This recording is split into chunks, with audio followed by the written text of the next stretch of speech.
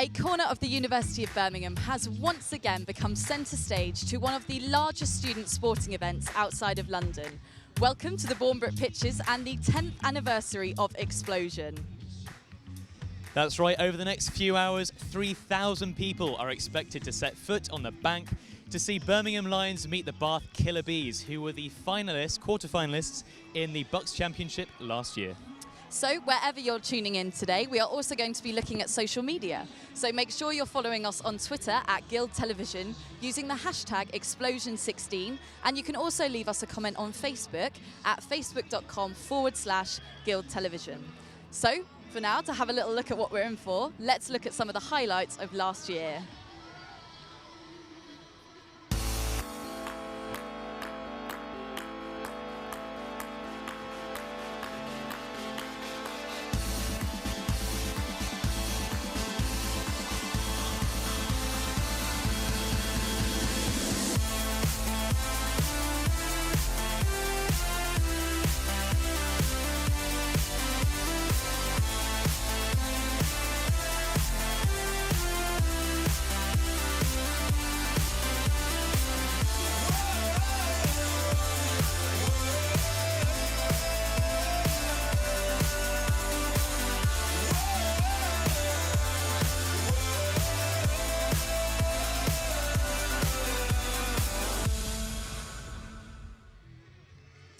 It was the start of the season that the Lions needed, which led them to win the league and then the Bucks Championship earlier this year in March.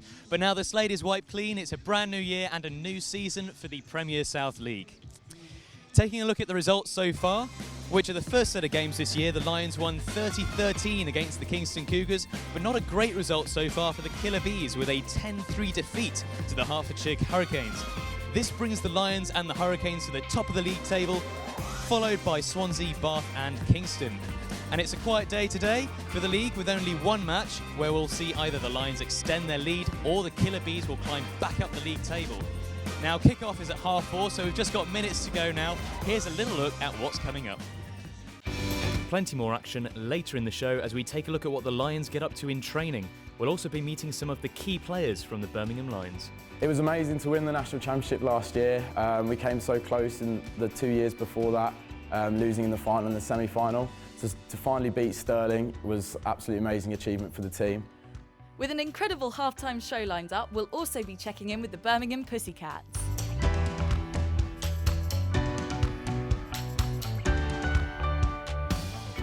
Going to be meeting those players a little later on, but joining us now is Josh Vines, who is part of the Team GB American football team. Thank you so much for being here with us today. So you were on this pitch just a few years ago. How do you think the guys are going to be feeling today? So right now they're just going to be getting ready for the game, trying not to concentrate on all their friends and family being here, just trying to, as if it's any normal game, trying to stay focused and just get ready to go, kick Bath's butt. Brilliant. Now you're now playing for Team GB, so what was the transition like going from university sport to an international level? So I was lucky enough to be involved with GB students, which was like a good stepping stone. Got to play in Finland and Sweden with GB students, and then lucky enough to represent GB.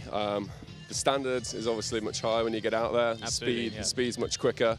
But it does mean that when you come back to university level, having played against those players, that the game is much slower in front of you, and you can just start to impact the game a hell of a lot more. So Will Stone, for example, who was out in the GB tournament with me, he should be able to he should tear it up tonight, basically. I guess you see the game in a bit of a new light now. So, yes. So what's kind of changed in your training routine now that you're at this level? Training-wise, it's still pretty much the same. It's always just been a progression to get bigger, faster, stronger, and that's all I've continued to do. And obviously now working full-time, it's a little bit more difficult. Absolutely, yeah. As we're not paid to play football, but whenever I get time, I'm in the gym 5-6 times a week on the track, just trying to make myself a better player. And do you think that there are any key players that we need to keep a little eye out for on the field today? So I've already mentioned Will Stone. He should be pretty dominant on the defensive line. And then other players like Remy, Jack Roberts, that should really tear up out there. And then to be honest, I mean, I've been away from the programme 2 more years, so I'm excited to see the kind of rookies come through that I don't know and see what they can do out there. Brilliant, thank you. And so the Lions have been winning for the past few years. Do you think they're going to be coming out on the pitch with an air of confidence or a little bit of a worry to keep up that winning streak? So xpLosION is normally the very first game of the year, so you come out, you're a little bit nervous, you just want to shake the cobwebs. They got to play a game last week against Imperial, or Kingston, sorry, and they played very well. So they've kind of got rid of those nerves now, so I reckon they're going to be coming out confident about what they're going to do, excited for the year ahead, and I have absolutely no doubt that they're going to smash them. So. Okay, well, with that being said, if you could give one piece of advice to both teams, what would that advice be? Just have fun. I mean, like, this is going to be the biggest crowd anyone gets to play in front of in the UK. It's going to be like 3,000 people here. I mean, not all of them know what's happening, but if you make a big play out there, a big hit, a big catch, these guys are going to be going crazy. And that feeling when everyone erupts and like just for what you've just done is an amazing feeling. So just have fun and enjoy the moment. Awesome. Thank you so much for joining us, Josh, and best of luck with the games in the future. Thank you very much. Now, some of you watching might be familiar with the rules, but for those of you who don't know your quarters and downs from your touchdowns and field goals, here's a little bit of help from our friends at the NFL. American football is a game played on a 100-yard field by two teams of 11 players. In the NFL, squads of 53 players make up each side's offensive, defensive, and special teams units that take turns on the field. The aim of the game is move the ball into the opponent's end zone to score a touchdown and extra point. This is achieved by moving the ball down the field in a series of plays or downs. They can do this either by passing the ball through the air from quarterback to receiver or by a running back rushing the ball along the ground. The offense must move the ball at least 10 yards downfield every 4 plays in order to keep possession of the ball and earn another 4 downs to drive towards the opponent's end zone. If the defense prevent them making these 10 yards, the team with the ball must either punt possession of the ball to the opposition, or, if close enough, attempt to kick a field goal between the upright posts. After 4 15-minute quarters of play, the team with the most points wins the game. So it's really interesting to see how big it's become in the US, especially as it's a sport that's kind of based around English sports like rugby and football. And it's become increasingly popular, especially on American college campuses, which became popular in about the late 1800s. So to talk about how increasingly popular this game has become, we are joined by Will Colohan, who is the host of Burn FM's NFL Weekly Show. So Will, thank you so much for being here today. Thank you very much for having me. So the NFL have brought American football over to the UK for the past few years now. How has it become so popular over here? There's probably 3 factors that have kind of increased the popularity over the last couple of years. The first is the NFL International Series that have been going since 2007, where they play about 2 or 3 matches in London across a couple of stadiums. It's now Wembley and Twickenham. Right. The second factor is the increased coverage. Sky Sports now hosts a show about 5 games a week. Live, and then they have a thing called Red Zone where you can catch all the touchdowns as well live as they come through. BT Sport shows coverage of all the college games, and then also the emergence of British-born players in the NFL. There's one player, Jay Ajayi, who was born in London, who's become a star for the Miami Dolphins this season as a running back, breaking records all over the field. Oh wow! And just, the increased coverage is probably the biggest thing. Yeah, brilliant. Now, Will, there's hundreds of people here. We're expecting thousands of people when the game starts. I mean, the atmosphere is brilliant. How is this compared to American college football? Oh, it's a difficult comparison to make because college football is the 3rd biggest sports in the States in terms of coverage, attendance, and the amount of money they make. They get about 80,000 people per game. They recently broke a record a couple of weeks ago where they had about 120,000 people a game. So difficult comparison to make, but this is definitely a step in the right direction in increasing love for the game, and it's the fastest growing sport in the UK at the moment. I mean, that is a huge number of people for college level. Yeah. And what kind of play are you expecting from both teams today? From the Birmingham Lions, we're expecting high-powered offense. They have a dual-threat quarterback, meaning he can run and throw the ball quite effectively. They have quite a strong running back who they used quite effectively last week. And they're looking to score as many points as possible in the first half. They went about 24-0 up last week. And from the Bath Killer Bees, you're probably expecting strong defense. They're probably looking to just stop the offense as much as possible and then get good field position to score field goals and maybe a few touchdowns. Brilliant. So we've been a bit lucky this evening with the weather, but judging by how the Birmingham November weather has been so far, do you reckon it's going to affect their play at all today? Well, at the moment we have perfect conditions for football. The sun's coming out. It's very mild. going to be some really good game. Probably the biggest factor is going to be a temperature drop. If it drops later in the evening, we'll probably see less passing of the ball, more running, because it's a lot harder to catch the ball in lower temperatures. Yeah. Oh, brilliant. Cool. And earlier we saw a little bit of the rules of the NFL, of American football. So could you tell us the difference between the offense and defense teams and the special teams? Yeah, sure. So the offense is primarily aimed to move the ball up and down the field, score points, score touchdowns, get as many yards as possible. The defense, complete opposite. They're looking to stop the offense, maybe capitalize on mistakes, get interceptions, fumble the ball and score off that. You can score as a defensive player as well. Cool. And special teams is based around catching kicks, scoring field goals and PATs, which is the point after a touchdown. Okay, that is a lot clearer to me. Yeah, definitely. I mean, the atmosphere is really picking up now. It's such an exciting event. The Lions have just run on the pitch. It's amazing. I mean, you actually run an NFL show every week on Burn FM. Can you tell the viewers a little bit of how they can get involved and listen to your show? Yeah, sure. It's on Burn FM. We go Thursdays weekly from 8 till 9. You can listen to it live on the Burn FM website. We also have a Facebook page called The NFL Show on Burn FM, where we post a podcast every week as well. So definitely get involved, tune in live. We're looking for guests to come on all the time, and we're really excited about what the future holds. Brilliant. Awesome. Thank you so much for joining us, Will. Thank you very much for having me. And we checked in with the Birmingham Lions earlier this week to see how their training's been going.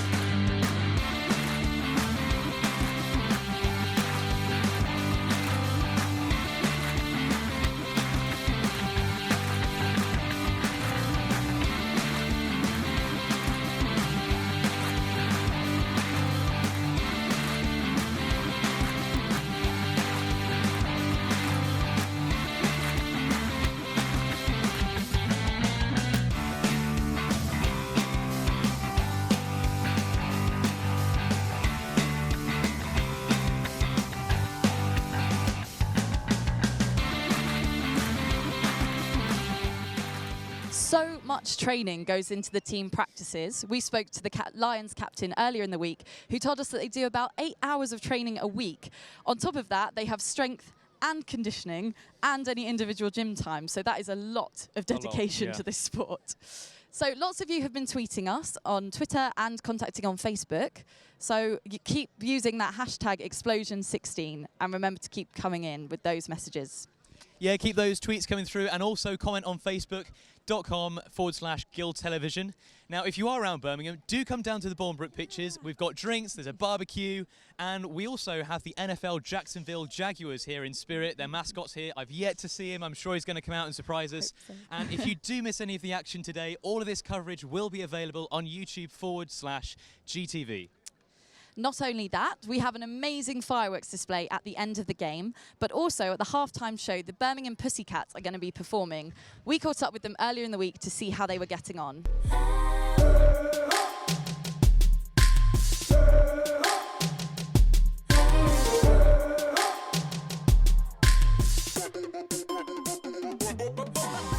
xpLosION every year is like such a huge deal to us. It's such a great way to get all the freshers integrated, everyone to meet and mingle with everyone.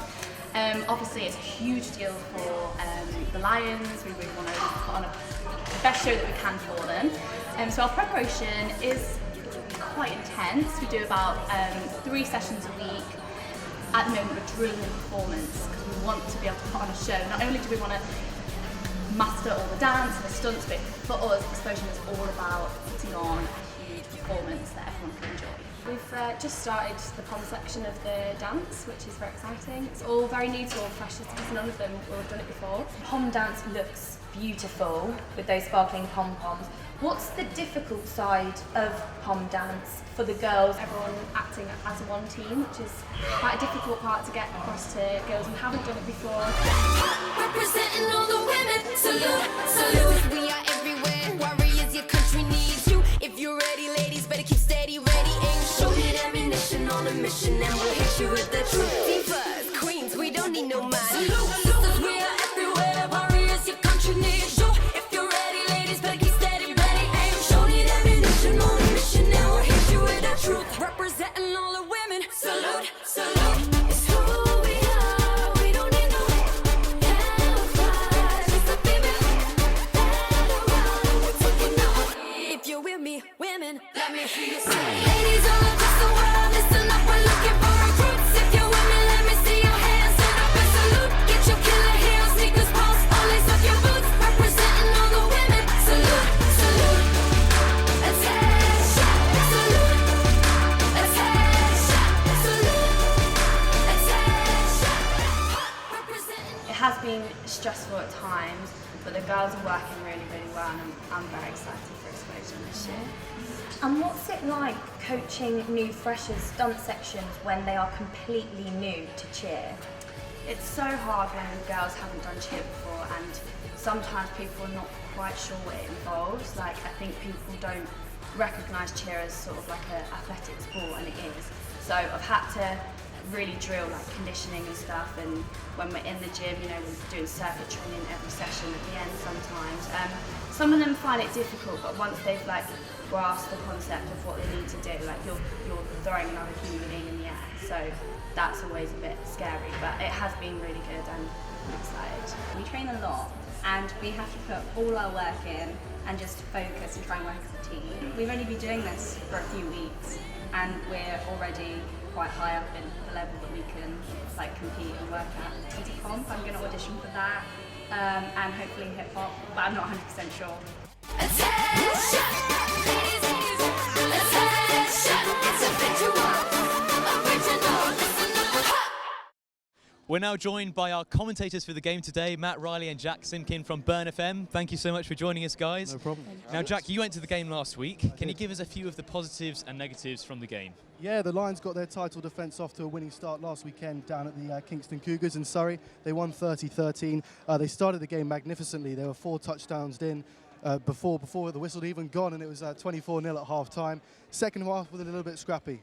The coach, Wayne Hill, mentioned on Thursday night in his training that he wasn't happy. A few too many passes went down, but a 30-13 win was a great way to start their season.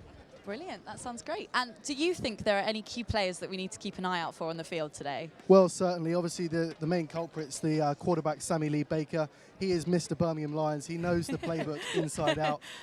He's trained effortlessly on his physique. He knows what he's doing. There's a lot of responsibility on the quarterback in this team, like many teams, and he's just the man to deal with all that responsibility. Great player. Brilliant.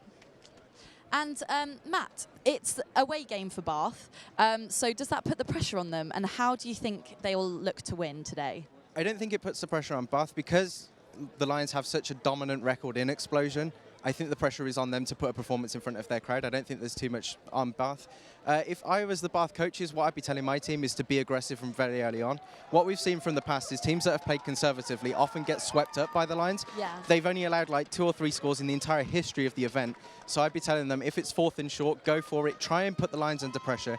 Get points on the board and see if that changes the mood of the crowd. See if it changes the way they play. You're better off doing that than falling behind and then falling into a trap that the Lions know is coming. Very good advice. Right, now, early in the season, the Lions were the national champions last year.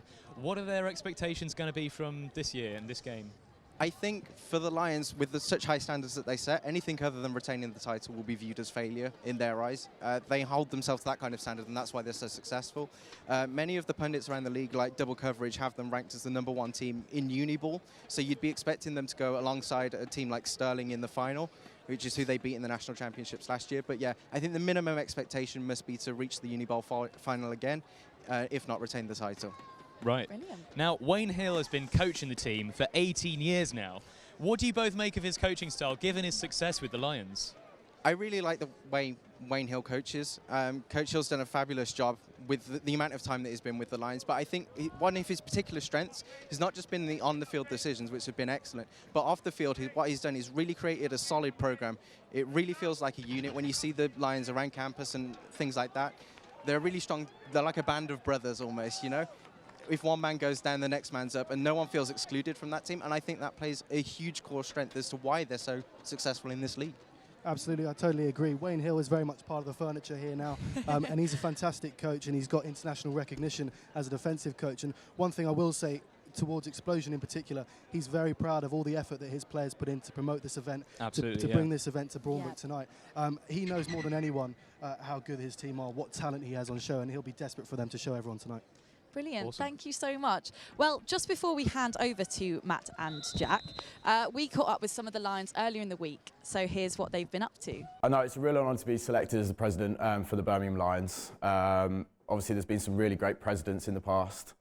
So, you know, it really is a great honour. So, yes, this is my 4th year now as a Birmingham Lion. I played rugby before, came to university and decided I wasn't big enough to play. So I thought I'd give this new sport a go. I saw the Birmingham Lions were quite successful. They'd won 4 national championships before, and I thought, why not get involved in a sport that's growing over here? The Birmingham Lions definitely seemed like a team that I wanted to get involved in. They took their sport very seriously. They took what they did on and off the field very seriously, and you could just tell that there was an air of competition about them. They wanted to compete, and they wanted to be the best. And when I found out they were last year's national champions, I figured I wanted to be on the team. We have myself as head coach who kind of oversees everything. We have an offensive coordinator who deals with all of the positional coaches on the offensive side of the field, and then a defensive coordinator who again deals with everything on the defensive side. So, I mean, American football is very position specific, so the skill sets that we instill in the players is really kind of dedicated to that coach, so their development is really key. As a coach, so their players then can develop as well. It was amazing to win the national championship last year. We came so close in the 2 years before that, losing in the final and the semi-final. So to finally beat Sterling was absolutely amazing achievement for the team. We don't feel the pressure coming into this year. We've got a great team. We've managed to keep the core body of the squad, and also we've really added to the depth of the squad with some great rookies as well. I think the thing that differentiates us from other teams in the Bucks American Football League is just that our passion to continue to develop, and we've never rested on our laurels at all, and we want to make things bigger and better every year for our players.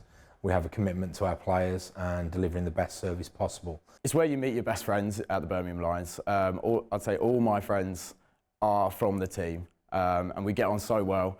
You know, we train 3 times a week. You're just always interacting and seeing each other. The run-up to xpLosION and the typical week for a Birmingham Lion doesn't really change for us. We have a process that we believe in, and we try and stick to that process as much as possible. So for us, it'll be we're playing obviously Kingston on Sunday. So coaching staff on Sunday night and Monday will be reviewing that film. From that, on Tuesday, they'll be developing the game plan ready for Bath, and we'll be installing that on Tuesday night at our classroom session. Wednesday, obviously a number of our players will be involved with the University High Performance Centre Strength Conditioning Programme. Practice for us is normal on Thursday. Friday's kind of our day off to a certain extent for the players to relax and chill out for a little bit. And then Saturday is obviously a full day for us in preparing the field. We have a pre-game lunch for all of the players. We get some of the returning players back as well to speak to the existing team, so that's a bit of a special time for them as well. And we just try and keep it as a special occasion, but also as normal as possible from a training point of view. Training's going really well for xpLosION at the moment. You know, we're on the field on a Thursday night. We come here and do classroom sessions on a Tuesday, and even on a Wednesday we're in the gym together with the strength and conditioning coach. But we have put on extra training sessions for the boys. Tuesday nights we can be found in and around campus running around doing fitness training. It worked for us in the playoffs last year. It was really successful doing that extra team bonding and fitness. And I think that's why we won the national championship. So yeah, we've brought that in earlier this season, and we've been doing that in the lead up to Explosion. The first few weeks have kind of been a whirlwind of trying to get to know the new players, trying to get to know the playbook, and just gearing up for our first game on Sunday. And then, of course, everybody's excited about Explosion. That's all anybody's talking about. In America, we have thousands of people who will go watch a college American football game, where here it's kind of an unknown sport or less attended sport. But the way we play is exactly the same. My expectations for Explosion are that we have a packed house and that we're ready to compete and we're going to go out and kick some ass. So good evening, everybody. Welcome to Explosion 2016. We are underway here at Borbrook. We got underway during that last VT. Currently, the Lions are in possession of the ball. They're inside their own 20-yard line. This is the third down now. They already picked up one gain of 5 yards and lost a yard on that last play, so we're 3rd and 6. And I'm delighted to welcome up here to the commentary gantry Jack Simpkin, who's alongside me. Thank you very much, Matt. Yeah, no, a fantastic occasion once again this year. Explosion being put on by the Birmingham Lions as they put together their first drive of the match, and it's a wonderful catch. Yeah, they go deep down the sideline. The referee is waving it. He's out of bounds, right around the 40-yard line, but the catch was good, both feet in bounds. So that's a big game for Birmingham, already across midfield in this one. Yeah, wonderful start for Birmingham, picking up where they left off last week and last season altogether. Some brilliant wide receiver plays, a fly route there, straight up the touchline, and very well taken as well. Clark's running. The Lions will start this one from their own 39-yard line, the 41-yard line. As he escaped the pocket, just manages to avoid the sack there to Sammy Lee Baker. The ball is whistled dead. It wasn't ruled a fumble. So that'll be 2nd and 10 for the Lions. A close escape there for Sammy Lee Baker. A couple of early rushes from Bath. Absolutely. They put him under a lot of pressure there, and he wasn't necessarily ready for it. He tried to get the ball off to Elliot Walters, his running back, but the ball was fumbled from him. A good start from the Bath defense. Yeah, absolutely. The Lions still on the 41-yard line. Here at Bournemouth, attacking to the right-hand side of the goal. It's snapped back into the shotgun, and it's a swing pass out wide. Tries to dupe for some moves, but is brought down for a gain of around 2 yards. It'll be 3rd and 8 for the Lions up against it again. Keeping it simple there, Birmingham, just trying to get themselves into the groove. A lot of pressure on this performance, so they'll be looking just to settle the nerves with some comfortable plays. Yeah, absolutely. Just seems to be a delay on the field here. I think as we just get in line with the side chains there. An issue on the sideline, but it looks like we're ready to take the snap now. Lions using a lot of the pistol shotgun formation. And that play's whistled dead. There's a flag on the play. And we're going to hear from the referee for the first time tonight, the referee, Peter Parsons.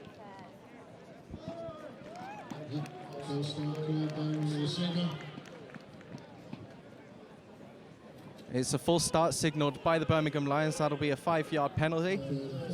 And it will remain 3rd down. So that'll be 3rd and 13 for the Lions to come back from this one. And already Bath have given them a few opportunities to try on the 3rd down. The clock is running again. It's snapped back to Sammy Lee Baker. He looks deep down the field, moves right out of the pocket, and he's almost sacked on the play. And he's almost picked off by the Bath defender, but it's just batted down in the end. It's no good for the Lions. Bath will take over possession of the ball after what you imagine will be a punt as the unit comes on. Absolutely not the best start for Sammy Lee Baker. He thought once, he thought twice about throwing it, and in the end, taken down. Not a good throw got off from him. And Bath coming into this game very early. I think they've... Yeah, it's noticeable that they have come in with that aggression that we talked about in the pre-game show, and it seems to have, so far at least, worked. So the Lions will punt this one from around the 44-yard line. It's a high snap that goes over, and that's awful for the Lions, and he's just having to punt it out of bounds. It's not past the line of scrimmage back again, so Bath will take over possession of the ball quite high up the pitch. It was a high snap on that one, Jack. Again, early nerves perhaps showing for the Lions. A terrible snap, putting the punter under a lot of pressure. In the end, he dealt with it relatively well. He had to get the ball out of play, and the yardage was irrelevant at that stage. You can see the snap there on the replay. It's completely over the head of Jack and Ellie, and in the end, he was quite a smart play to just kick it out, but because if he was been touched back in the field, then it would have been even more yards for the Bath Killer Bees. But they're going to take over now with possession right around the Birmingham Lions 27-yard line. The crowd making noise to make the offense's job more difficult. They've got 3 wide on the left-hand side. They hand it off to the running back who dives straight up the middle. picks up around 4 on that play. That makes it around 2nd and 6 with Bath. Yeah, really good start for Bath. I mean, if they were to take the lead early on in this game, that would be unfamiliar territory for the Birmingham Lions. They're not used to going behind. So, 2nd down now. They've got a good opportunity now to turn this into some more yardage, another 1st down, and look to attach the end zone. Yeah, it was Rob Dewsbury on that last running play, picking up the yards for Bath. 2nd and 6 here. It's another high snap.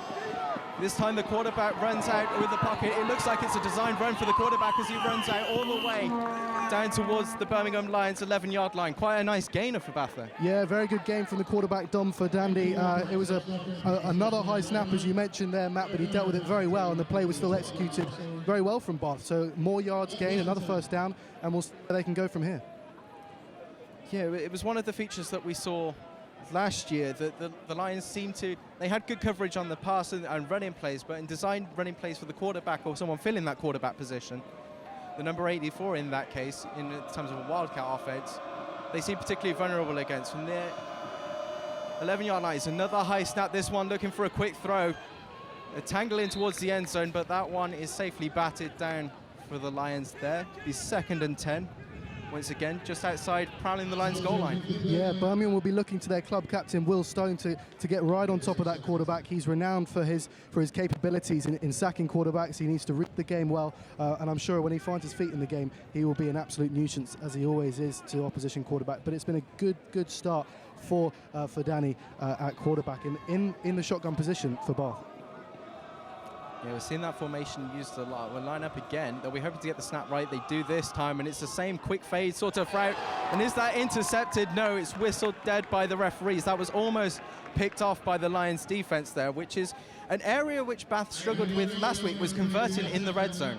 Yeah, absolutely. They've gone for the same play there, 2 plays on the trot, both incomplete now. So it'll be interesting to see what they try on 3rd down. Still 10 yards to gain here, Matt. So it'll be interesting to see which formation they go. Will they try and run it, or will they look for another passing play? Because a bluff is on the card here. Lions won't know what to expect. Yeah, it was Aidan Roddy on that last play, breaking it up against Bath. 3rd and 10 here for Bath.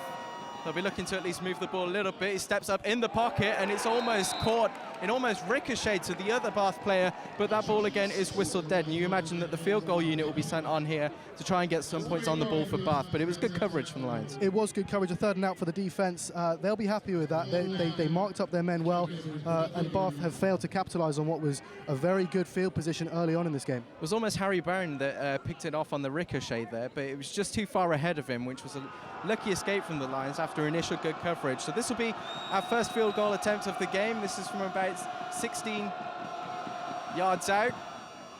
The kick is up, and the kick is good. Bath are the first ones on the scoreboard. It's 3-0. It is. It's been a brilliant start. Slow getting off the cut after the journey. This is the really trying to achieve. They've got a lot of talent in this team to get a few drives on their offense. I think the confidence will grow. But as I mentioned early on, this is unfamiliar territory. Bath getting the first score on the board. So they'll have to react well to this, the Lions. So the Bath Killer Bees doing exactly what we said that they needed to do, put pressure on the Lions. They've never really been in this kind of position. In an explosion game, they usually take control from the off. So it'll be interesting to see the character and the resolve of this Lions team. You imagine there'll be bags of it, the way that Coach Wayne Hill runs the side and all the coaches and the staff that help out. We've seen former players been hanging around the team. Obviously, we spoke to Josh Vines earlier, but there's been other numerous former Lions alumni who have been here giving pep talks to the players and things that we've seen that you typically get with an explosion weekend. It will be Bath to kick off here from their 30-yard line. By no means panic stations just yet, Birmingham. This one's filled in the Birmingham back line. Swings out to the right. He's got a seam up the side. There's a flag on that play. It might come back for an illegal touch, a block in the back. We'll have to see what the referee signals there. But there was a flag on that play. Otherwise, he got up to around 36-yard line. The referees will just discuss that now. Yeah, good start for the Lions on the offense, the punting team out there and the special teams. They just need to get a drive going now. There's a lot of people, the crowd is building. They're expecting some success for the Lions, and I think they'll get a good drive going on as we get the signal. Dara Adideo return there for the Birmingham Lions. So I think this one is coming back. Yeah, the referee signaling there that there was a block, illegal block in the back by the defense. Obviously, when you're returning, or by the returning team, sorry. Obviously, when you're returning a kick in American football, no, if you see, basically, if you see the back of their shirt, don't touch them, otherwise that one's coming back. So the Lions will be held back instead of being out around the 38-yard line. They'll start this one from the 15-yard line. From the looks of things, it'll be 1st and 10 for the Lions. Now, Kilby's 3 now, and this one's handed off to the running back. He picks up around 3 or 4 yards on that play. We apologize if we received any technical audio issues. Be resolving those as quickly as we can. So it looks like the Lions will be starting this one from around the 18-yard line, so a gain of around 4 on that last play. Run it back up. It's the first that we've seen from the running back, Elliot Walters, in this game. Poor throw there from Sammy Lee Baker. The ball going straight down, so not what he'll be looking for to get his arms and legs moving early on in this game. No, absolutely, that's another down gone for the Lions. They've been backed up quite well here. It's been good coverage from Bath. They haven't really seen too many exploits, have the Lions. Sammy Lee Baker gets his pass off, but he's immediately coming. He's fighting for the first down, and he might just have got it. It depends where the referee will have spotted this ball. He might have got the 6 yards, and it's been signaled by the referee on this near side that it is a Lions first down. So we'll move the change. A new set of downs for the Lions. Absolutely, exactly what to do when you're deep in your own territory. Make sure you can get that first down as early on that set of downs. So a simple play there from the Lions, earning the 10 yards. It was a good catch and a good throw. Nothing wrong with it at all. Try again, they handed it off again, once again to the running back. He manages to fight for extra yardage, pick up of around 5 on that last play. He is so good at that, Elliot Walters, at running back. This is a guy who plays for Tamworth in the UK, so virtually professional football. And he never knows when he's down, and the defenders won't necessarily know that about him, but he's persistent. He will dive to make those extra yards. 2 touchdowns he scored last weekend against the Kingston Cougars. So he's someone that we imagine will be calling his name quite a lot early on in this game. It's handed off once more as they dive up the middle. It's been quite noticeable so far for most of the Lions runs have been dives going through the gut of the Bath defense. Yeah, again, same player there, Elliot Walters, going through the middle. They are attacking that box area to try and see if they can block off those defensive backers, those defensive linemen, and get through the middle. It's worked for them before, and they'll see if they can work it in today. 3rd and 1 for the Lions here, around the 36-yard line. Ball is snapped, it's another run. And this time there is a gap up the middle, and it's a huge gain, the biggest run that we've seen so far. The Lions getting all the way out to Bath's 39-yard line. And it's another big gainer for the Lions. Absolutely, 3rd time lucky for Elliot Walters. As we just mentioned, going straight through the gut of the Bath defense. Worked perfectly that time. Lions going with a no-huddle offense here, trying to quicken the pace, and the snap is fumbled by Sammy Lee Baker. He'll be lucky to avoid contact in the backfield there as he tries to drive to make up as much yardage as he can. Big hit coming in for the Bath player there. But Lee Baker gets back to his feet. You can see the snap was fumbled around. He did well to avoid contact there. Ran out to the right. That wasn't the play, obviously, that they called, and taking a big hit there from number 28 for Bath. That's Ollie Neal, the safety. Yeah, no surprise that Neal is targeting the quarterback there. Obviously, Sammy Lee Baker wasn't in a position to slide, but you'd want him to in that. We don't want any injuries to our quarterback here.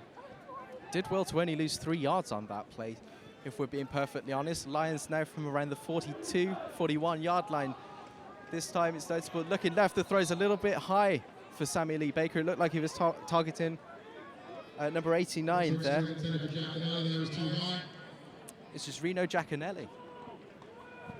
Yeah, he's no stranger to running the ball, is Sammy. He scored a touchdown last weekend against Kingston. And as I say, it's not something you necessarily want to see your own quarterback running without sliding. But again, he'll be back in the shotgun position now, looking to throw some good passes. He's got Elliot Walters in the backfield alongside him in the shotgun formation. Wide receivers are spread.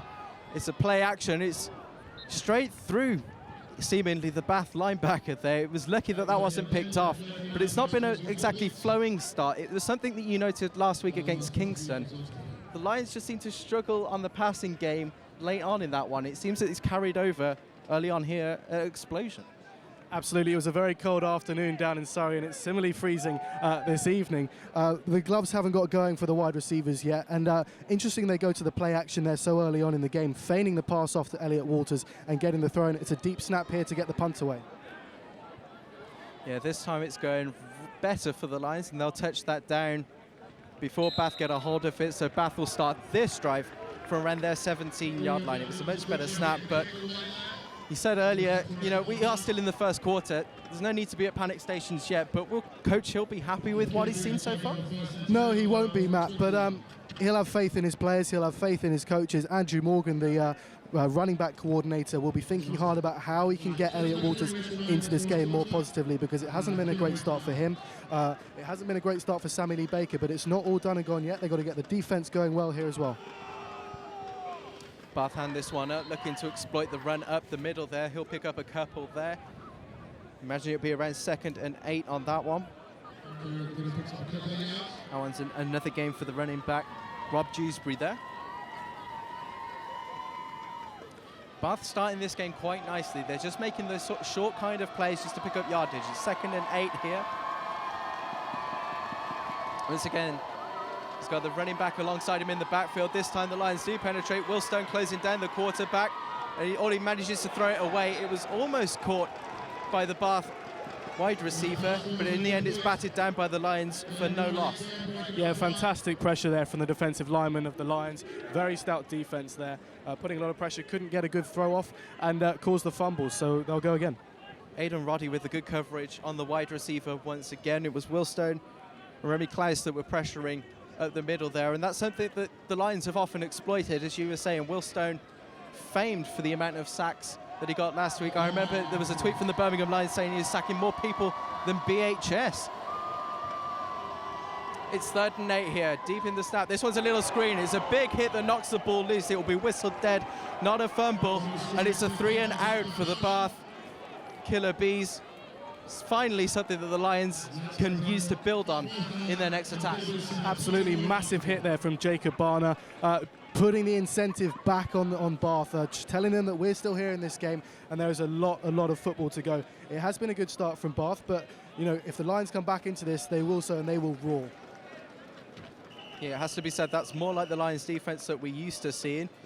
Looks like there's been a timeout called here by Bath Killer Bees. They weren't happy with exactly how they were lining up to punt that one away. But I think overall Bath will be pleased with how they've started. As we said in the pre-game show, it's not often that the Birmingham Lions let an opposing team score at Bournebrook. It helps mute in the crowd. I mean, you heard them on their Bath's first play. They were quite loud and raucous. Not so much now. It's just those little things that will go their way to help push the game in their favour. And that's the kind of thing that they'll need to do to come out with a victory here. Absolutely. They held Herefordshire to just 10 points last weekend in their opening game of the season. So their defence has definitely got something about them, because that is a strong offence down at Herefordshire.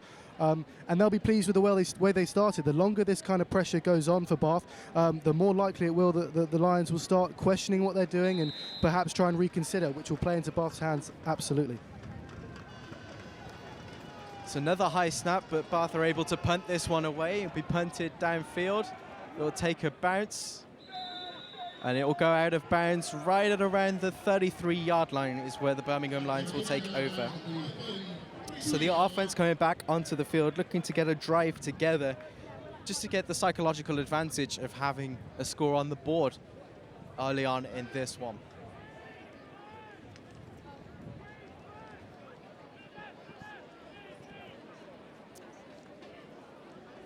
So the Lions take to the field then. Once again, that same formation, the shotgun with the running back alongside the quarterback there in the backfield. 2 spread on each side. It's handed off to Elliot Walters, diving up the middle for a gain of around 5 yards on that play. Yeah, missing one tackle very well there, Elliot Walters, and those hard yards will again begin to tell. I think we should start seeing those play actions, those draw plays, when the Lions are further up the field.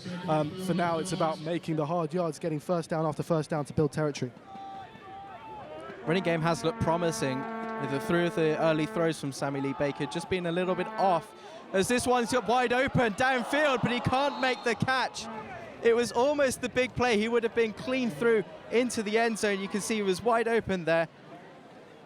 Number 82 for the Birmingham Lions. That's Rob Owens, who was a big target last week for them.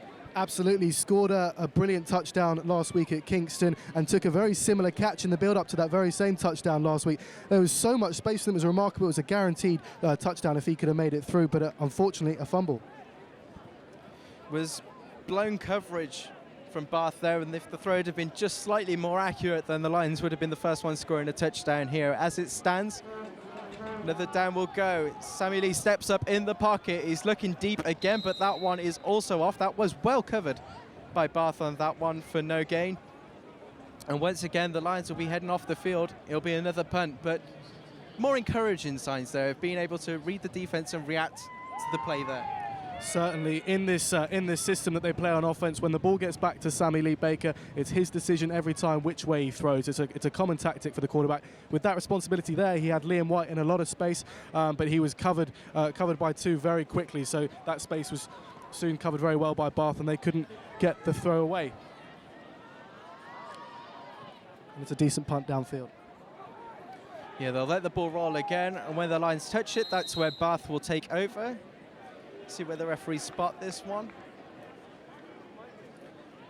Looks like it's just past the 20-yard line for Bath to take over this one. So early on at xpLosION here, the Lions not really being able to get a scoring drive together. The Killer Bees with an early field goal attempt from around 18 yards sees them 3-0 up here in the first quarter. The Lions have been trying something different there. We saw in the last series of drives, they went for a no-huddle offense, trying to quicken the game up, catch Bath sleeping. They almost did at one point. But the quarterback was just unable to link up. It's a low snap. He does well to hand that ball off. And the Lions might have got behind there. The ball might have popped out on that play with the way they're scrimmaging for it. We'll have to see what the referees signal here. The ball is whistled dead. Bath will retain the ball. I think it'll be for a loss of around 2 yards there, as they did well not to give into that pressure with the Lions breaking through that offensive line. Yeah, some more good football here at Bournebrook. Going back to that no-huddle play, it's a tactic employed by Andrew Morgan, the running backs coach. They had 25% more downs last week than they did on average last year, and that will tire out the Bath defense later on in the game. 2nd and 12 here, and it's a quick pass off. Looking to turn upfield. It's caught by number 6, Harry Brown, who almost scored the touchdown early on for Bath when the ball was ricocheted into his path, but he just couldn't find it. Early link-up, and these short yardage plays are just gaining a couple of yards each time, but it's moving them down the field. It is. They're doing it exactly right. It's so deep in their own territory as the clock comes off here. They're picking up those simple plays, getting men uncovered, running wide receivers, and it's started very well for Bath. They've got a clear plan coming into this game. They've studied the tape well, it would seem, from Birmingham last week, and things are going to plan. Not so much so for the Lions, though.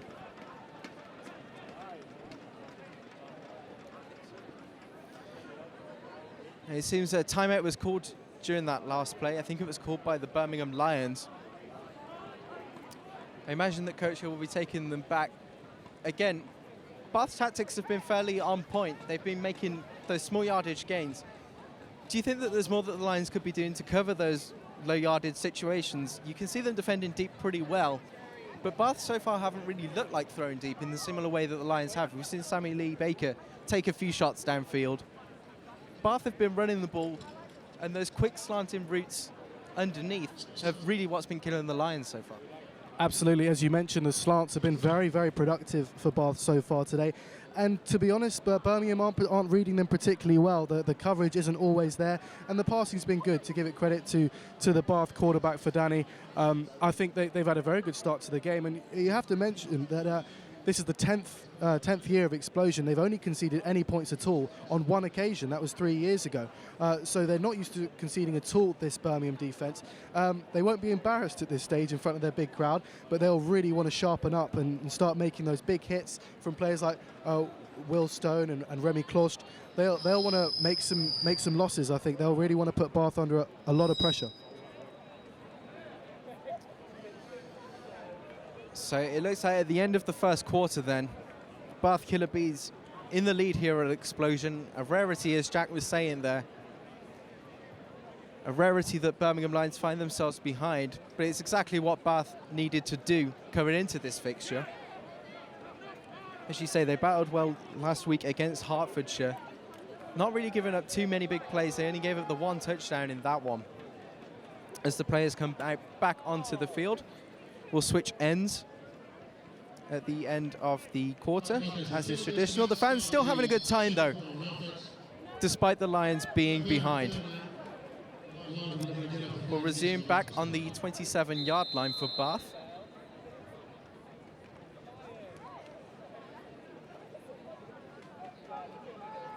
As the second quarter will get underway here at Bournebrook.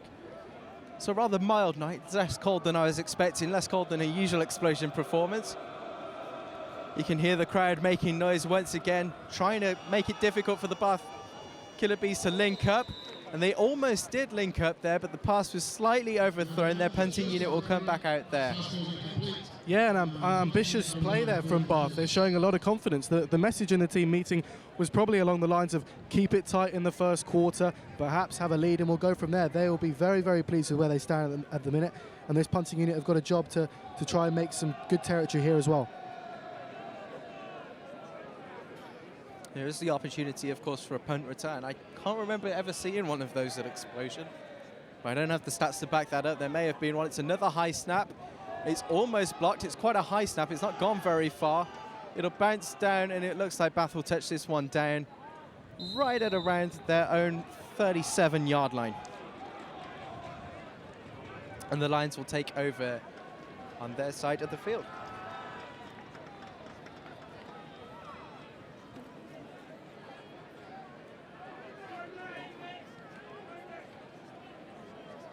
So we're in the second quarter now here at Bournebrook.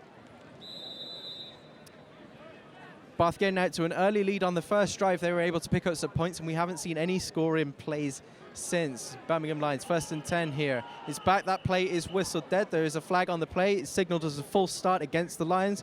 They'll be coming back 5 yards. And penalties and sloppy plays like false starts aren't things that we usually associate with the Birmingham Lions and Coach Hill. He must be, you know, you're giving away free yardage here, right? Absolutely. A false start this deep in territory could be the difference between a field goal and a touchdown later on if they were to advance up the field of play.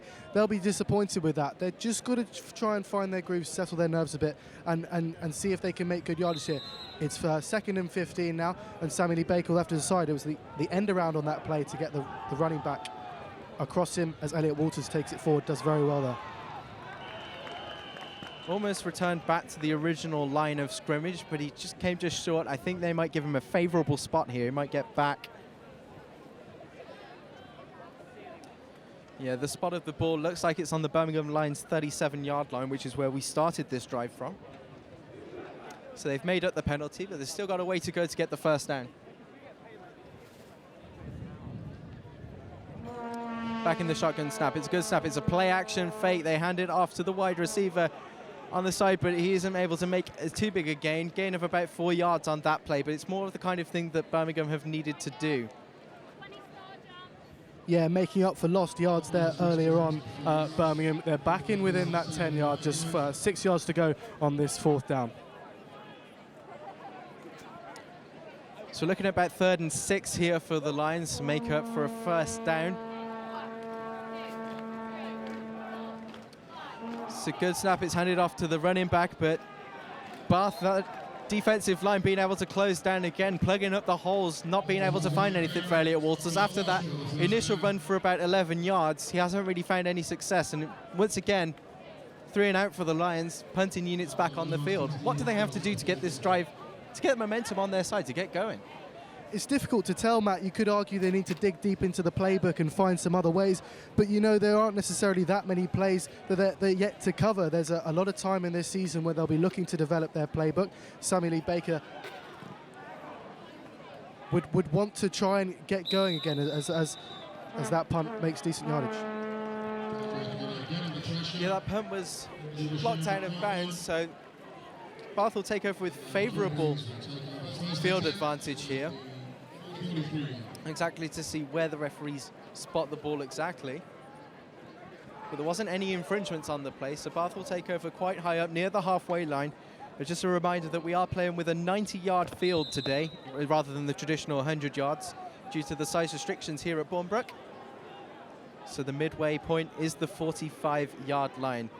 Looks like Bath will snap this one from the 43. And they hand it off back to the running back, who makes quite a decent gain there, gain of around 5 yards on that play.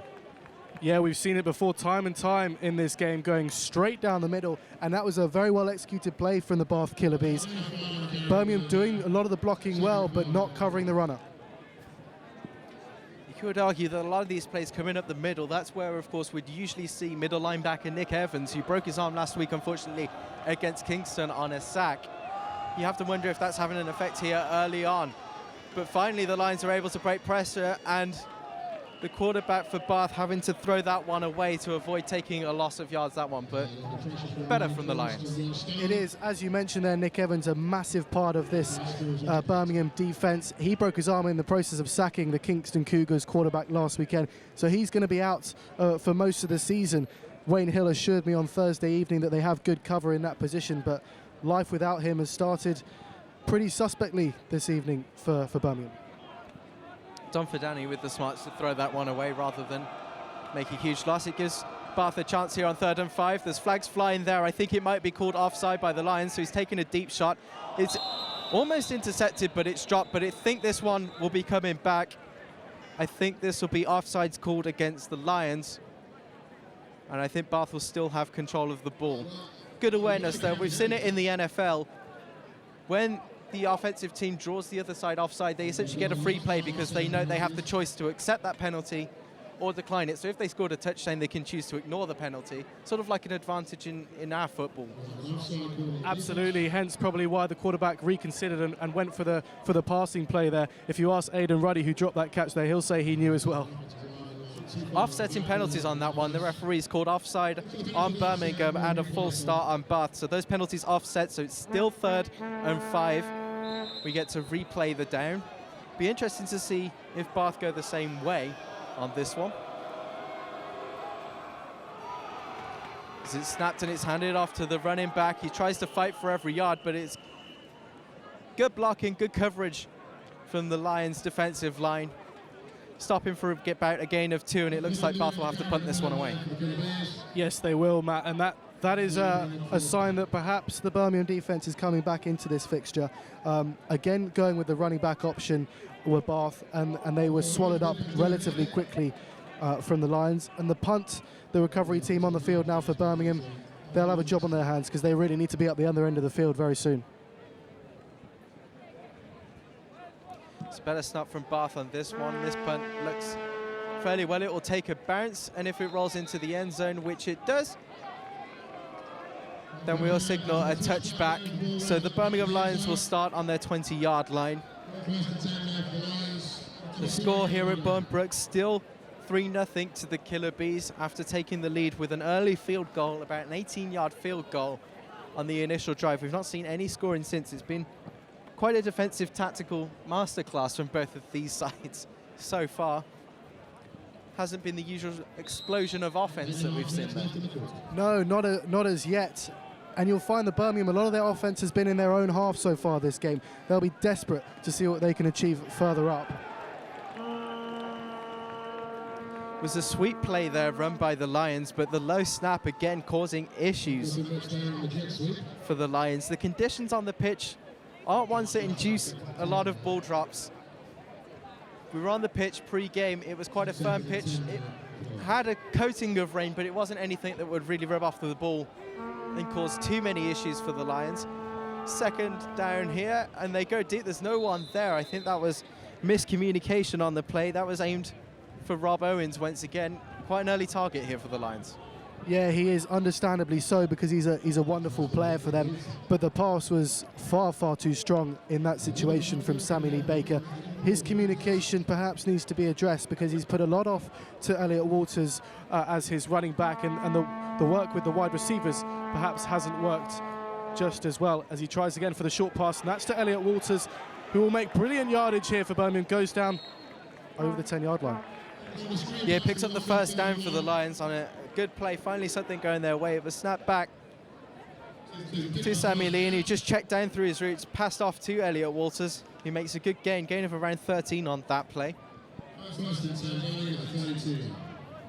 Lions on their own 33-yard line, it looks like, for this one.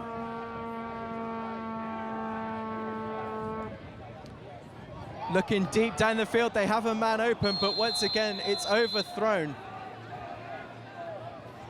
on that play. He was targeting number 9, Dara Adedeo, the wide receiver there. You can see he does well to avoid getting hit on that play, but it's just slightly overthrown. 2nd and 10. Yeah, a shake of the head there from Dara Adedeo. Wasn't perhaps pleased with the execution of the play from his quarterback. And perhaps we're seeing some early signs of a bit of frustration from the Birmingham Lions, but they do not need to panic just yet. There's only 3 points in it. They've got plenty of talent. Swing route outside to Ollie Waldron-Smith. Gets back to around roughly the original line of scrimmage. Gain of about 1 on that play. You can see they're faking the handoff and then passing out wide. Able to return, picks up about 1 on that play, so it'll be 3rd and 9.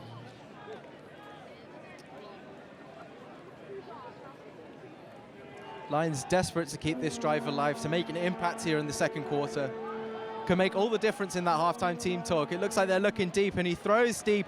There's good coverage all the way down, and it's almost picked off from the Lions. You have to wonder what he was looking at. All the wide receivers seemed covered for me as they went for a 4 verticals play there. Absolutely. Sammy Lee Baker has a lot to thank his offensive line for there. He was bought a lot of time to look up, pick a pass, and in the end, it was just inches too far.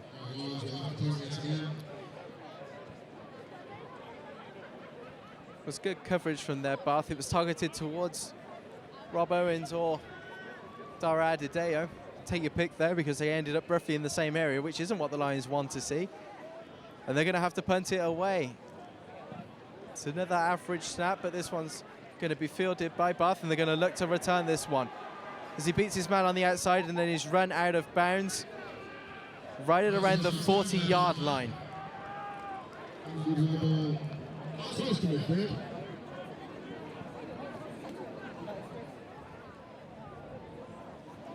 be 1st and 10 to the Killer Bees at 39 yards. They're just going to mark him just a couple of yards short round at the 39-yard line is where Bath will start this drive. Could have quite a story on our hands here if the Killer Bees were able to get a score on this play and put the Lions into serious pressure. A malfunctioning Lions offense so far as they try to run it up the gut. It's no good for the Killer Bees, and they'll be brought back for a loss of around 2 yards on that play. Yeah, brilliant first play from the defense of the Birmingham Lions. They'll be looking for a 3 and out here, because this field position, if they can get a turnover, would not be too bad at all. It'd be something they haven't had for a long, long time, perhaps even within the 30-yard line. 2nd and 12 here for Bath.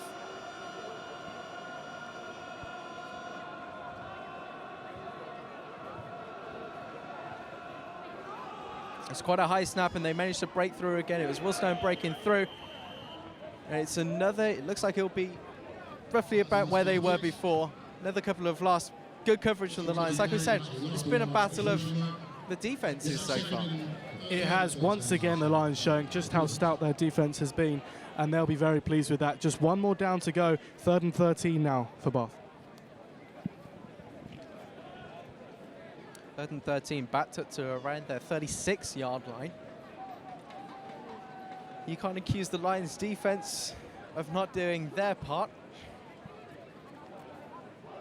There's been a couple of opportunities for the offense to help take the lead, but nothing showing yet as it snaps back, scrambling around the pocket, and it's closed down brilliantly.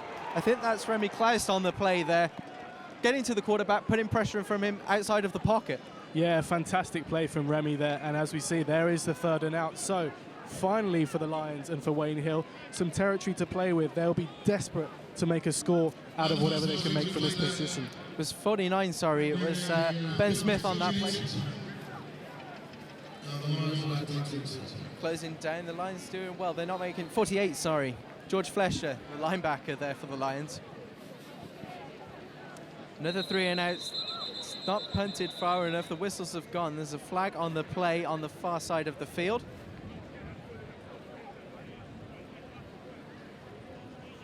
I'm waiting for the referee's signal. It's a full start called against the Killer Bees. So that will back them up a bit, give the Lions a few extra yards. Very useful for Birmingham, though. False start hurting Bath there. We'll see what they can make of the punt from here. So we'll go again. It's a better snap this time, it has to be said. It's almost blocked. There's a flag there for roughing the kicker, as you might expect. The Lions are going to use yardage on this one. A penalty of their own. It was quite a late hit on the punter for the Bath Killer Bees. It was, and that will be very, very damaging, that penalty to Birmingham. 15 yards and an automatic first down, if I am correct. You can be forgiven, but I do feel as though that there was enough time for the Birmingham player to withdraw his tackle there. It was pretty late. Yeah, as you said, Jack, correctly, it means that Bath get an escape after that low punt on the first one of the full start. It's sort of safe their bacon in a way now. They retain possession of the ball, move 15 yards upfield, a new set of downs to try it again. That'll really hurt Birmingham. They would have been desperate to recover that punt well and try and get somewhere near this position with their offense. As it is, it's the opposite. Bath can go again at them and they'll be struggling, Birmingham now. That moves Bath all the way up to the Lions' 43-yard line. So the snap, this time they look deep. The coverage seemed to be a little bit of miscommunication there between the quarterback and his wide receiver. The wide receiver looking to curl back on that route where the quarterback was looking to throw deep. Yeah, perhaps he wasn't anticipating the curl, the quarterback, and the wide receiver thought he knew where the pass was going. Difficult communication sometimes in loud conditions. They are going for the huddle option, so they have plenty of time, Bath, as we just see, to discuss what play they want to make, and they'll go again now, 2nd and down. 10. Still on the Lions' 43-yard line. So the snap, jump up, they'll run it up the gut again.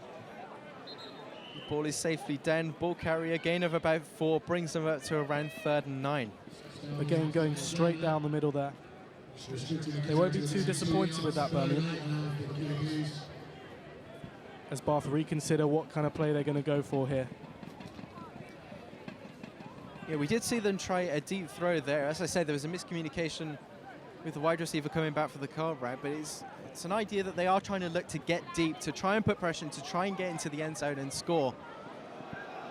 Will they have another opportunity to do so here? 3rd and 9. You can see the quarterback audible into the line just to make sure that they're picking up the blocks as the Lions send the blitz, and he's able to get it off, and it's almost intercepted on the sidelines. I'm not sure he would have been inbounds anyway. The referee signals it out of bounds. 4th down for Bath. They're going to have to punt this one as well. Sensational blitz there from Birmingham, putting Dunfordani under immense pressure there, the quarterback for Bath. They'll be very pleased with that result, the Birmingham defense.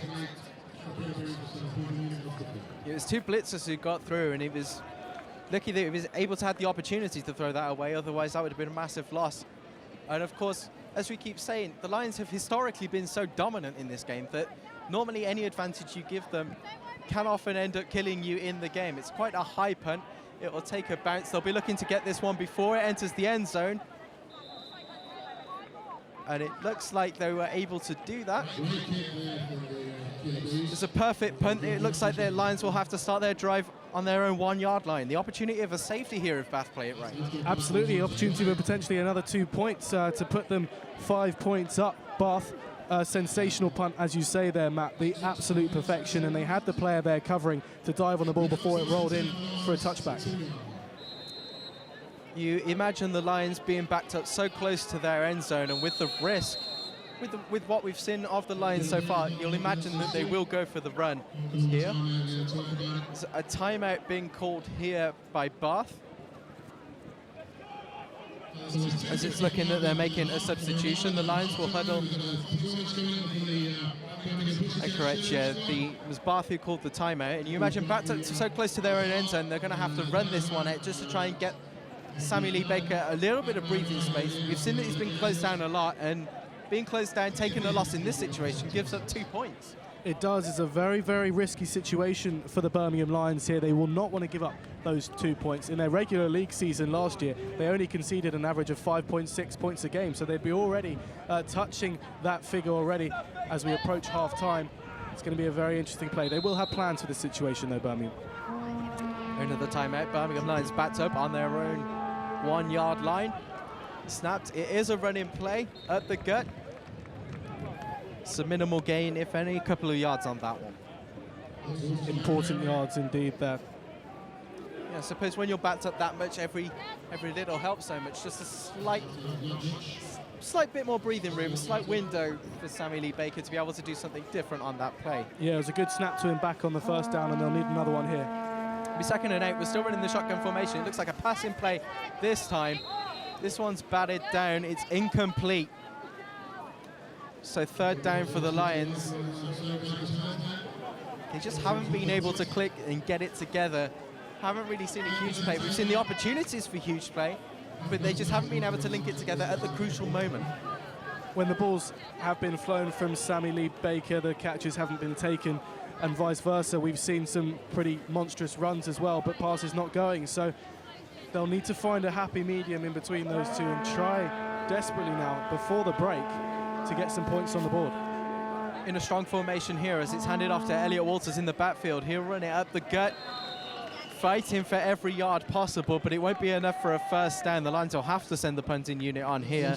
Another 3 and out for the Lions. Frustration building in the crowd, amongst the team and on the sidelines, you imagine. Yeah, absolutely. As we mentioned, unfamiliar territory. They will not necessarily know what to do, being behind for such a long period in the game.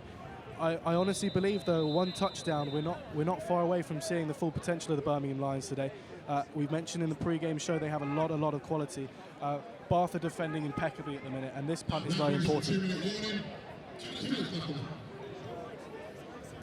They'll be hoping that a half-time performance from the Birmingham Pussycats will be inspiring them in the second half. We're still in the second quarter here at Bournebrook, with Bath leading 3-0 after an early field goal. Remember, you can get involved with our coverage tonight, tweeting the hashtag xpLosION16. We'd love to hear your thoughts and feedback. We also have our touchline reporter, Will Colohan, will be roaming, looking for interviews with the players throughout the game.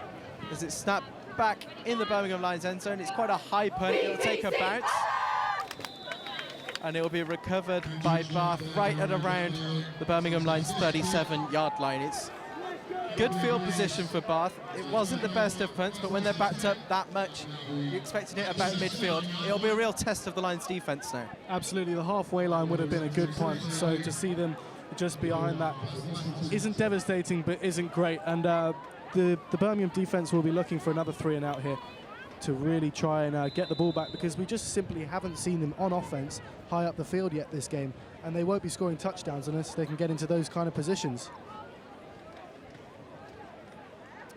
Ball spotted right at the 36-yard line for Bath. It's quite a high snap, the quarterback having to jump up to reach that one. It was double coverage he threw into there, but it was incomplete. It's no good. 2nd and 10 on that one.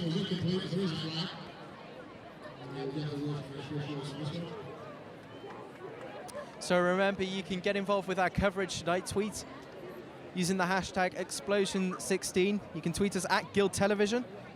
We'd love to hear your thoughts and feedback, as there was a penalty called on that play against the Bath Killer Bees. You can also get in touch, facebook.com/Guild Television, as you saw on that one. The Bath Killer Bees have been backed up back into their own territory after a penalty was called on that play.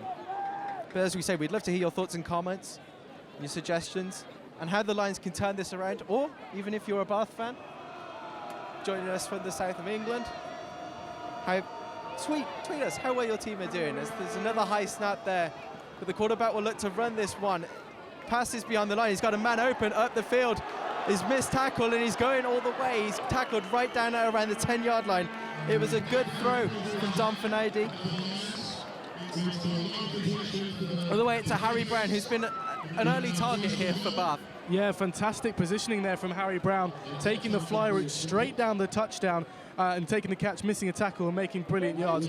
Just what the Lions didn't need at this stage in the game. Bath with a real opportunity to put more points on the board on this one. It was good play, Tom. For Danny, had to escape the pocket there. He was able to look downfield and exploit the Lions' weak coverage on that right-hand side. Break a tackle, it will always help. 1st and 10 here. Once again, looking to go right, but this time the quarterback is brought down on the sack. It's that man, Will Stone. There he is, finally making a name for himself in this game, Will Stone, the club captain. One of those hits that we are so used to seeing from him, sacking the quarterback. Desperately needed. That's the type of play that can really galvanise a defence, and the Lions need to keep this shut. Yeah, it'll just help back Bath up a little bit. There's another timeout called on the play by Bath there. I believe that's their final timeout of the half. Of course, after the half-time interval, both teams will get their timeouts back, 3 more times out. So far, Birmingham have only called one themselves. Yeah, not a surprising decision to call the timeout here. You got a big reaction from the crowd on that sack from Will Stone. And they're just saying, do you know what, we're going to kill the tempo. We're going to take a quiet moment, do what we want to do, and you can't be surprised to see them doing that in this situation. It's an away match. There are 3,000 people here. They're just playing the game at their own pace, a very frustrating timeout. Of course, you bring up a good point there, that a timeout isn't just a tactical thing on the field, but it's also about controlling momentum of the crowd. You've seen them use to ice kickers, put that extra little bit of pressure on, and good work by the Bath sideline there, taking the timeout, just quieting the crowd down again after a big play by Will Stone on that one. You can see former Lions alumni scattering the crowd. It's Josh Vines, as we spoke to earlier. He was always a big fan of this fixture in particular, always showed up on game day for this one. As Bath look again.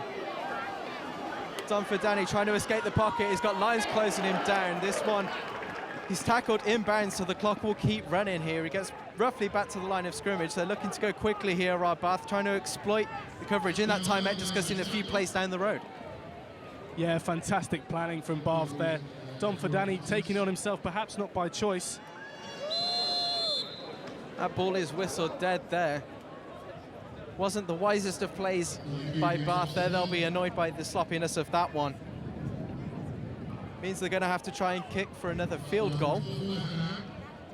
The 4th down here. This one's not too dissimilar to the one that they ended up kicking in the first quarter, which put them ahead in this one. Yeah, it's not often you see specialised kickers in university football. I'm not sure whether we have one today for Bath, but he kicked well for the first one, and this is another pressure kick because a 6-point lead going into half-time would be brilliant for Bath. So that man again, Harry Brown with the kick. Can't keep him out of the game, but this one is wide left. It's no good. So the Birmingham Lions come out of that one without a bigger deficit being added by Bath. So it's still 3-0 here at Bournebrook. Absolutely, as the cheerleaders get warmed up on the far side of the field. Hopefully, so will the Birmingham offense. Yeah, the Birmingham Pussycats trying all they can to cheer on the Lions. They're working for defense. They're jumping up and down on the sidelines, trying to keep warm. You can imagine how mental they'll go if the Lions were able to make a big play on this drive. It's what they'll be hoping for, of course, as well as the crowd around here. It's been somewhat of a stagnant start from the Lions so far. Absolutely. However, some good play just before the half-time break would send them into the break for a completely different team talk. So some good play now would be very beneficial.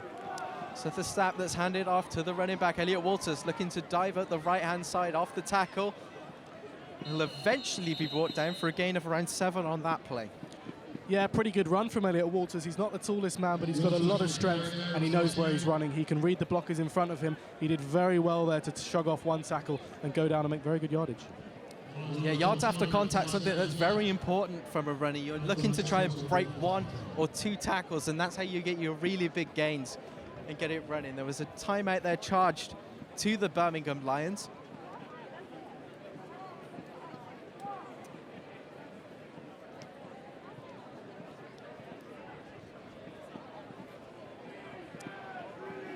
So back into the shotgun snap here for Sammy Lee Baker. It looks like he'll be looking downfield again. He's looking for number 82. That's Rob Owens on the sideline. He was out. The referees will spot him at the 40-yard line. Yeah, number 82, Rob Owens there, a key player for Birmingham. And there it is, the break. So we've reached the half here at Bournebrook. Explosion 16 hasn't gone so far how the Lions would have wanted. Bath leading 3-0 on their very first drive, able to convert an 18-yard field goal to go 3-0 up ever since then, it's been a battle of the defences. There's been some sloppy play from both sides during their offensive stints. There's been a couple of chances for the Lions with wide open. Often it's been Rob Owens, but just can't get the passes together. Absolutely, as they come off the field now, the Birmingham Lions, they will be frustrated. There's no hiding that. They've got a tough half-time period here. They'll have a word with all of their coaches, and they'll have to get it sorted out for the second half. You can see them gathering around here. Coach Hill will be looking to prep them, as well as the individual coaches. A staff of 15 make up the Lions backroom staff as they take a knee on the sideline. Bath going off there to the other end of the pitch. As we welcome onto the pitch, Birmingham University Dance Squad, and we'll leave you to enjoy this performance.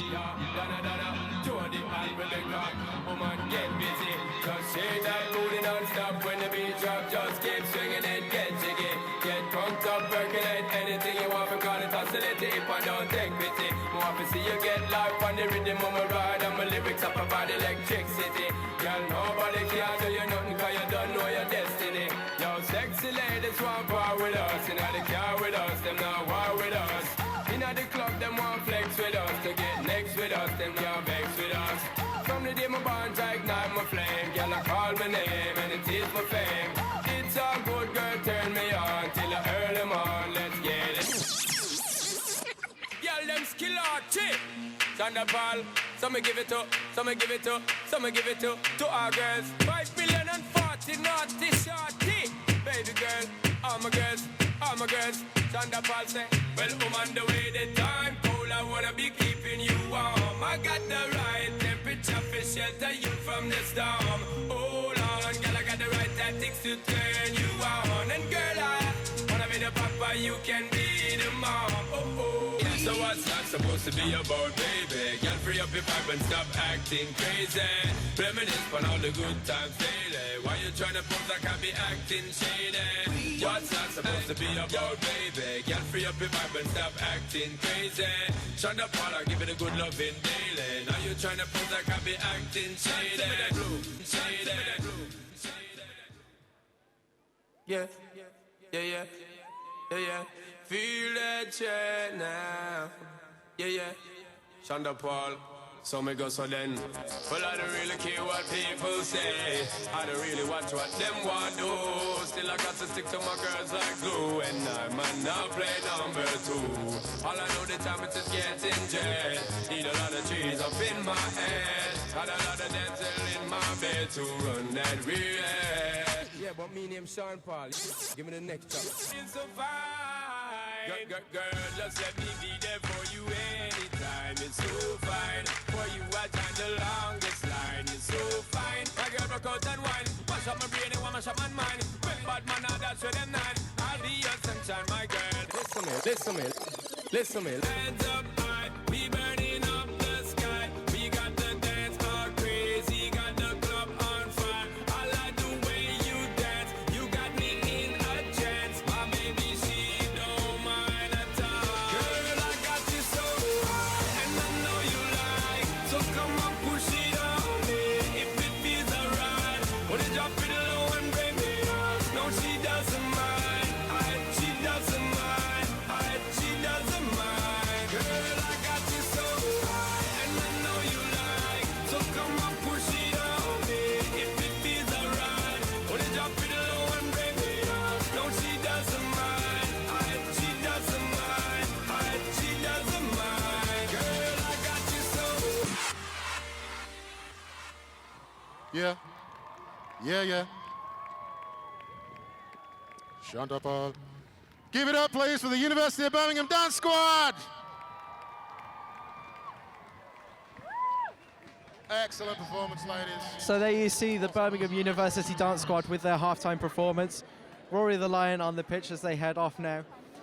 We've got more performances like that to come, of course. There's always the famous Vale fireworks at the end of the show. And we're about to see another performance from the Birmingham Pussycats as they make their way onto the field. A successful team within their own right, the cheerleading squad.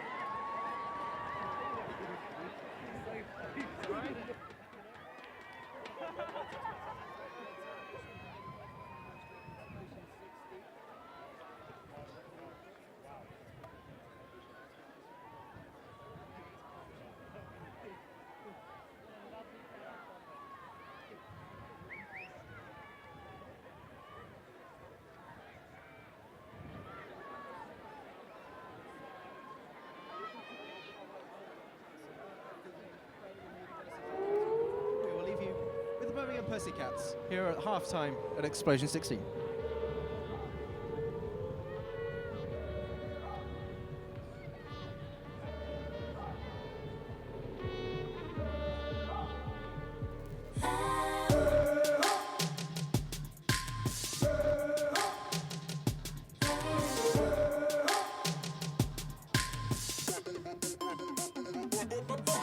Ladies all across the world, listen up, we're looking for recruits. If you're women, let me see your hands, stand up and salute. Get your killer heels, sneakers, pumps, all lace up your boots. Representing all the women, salute.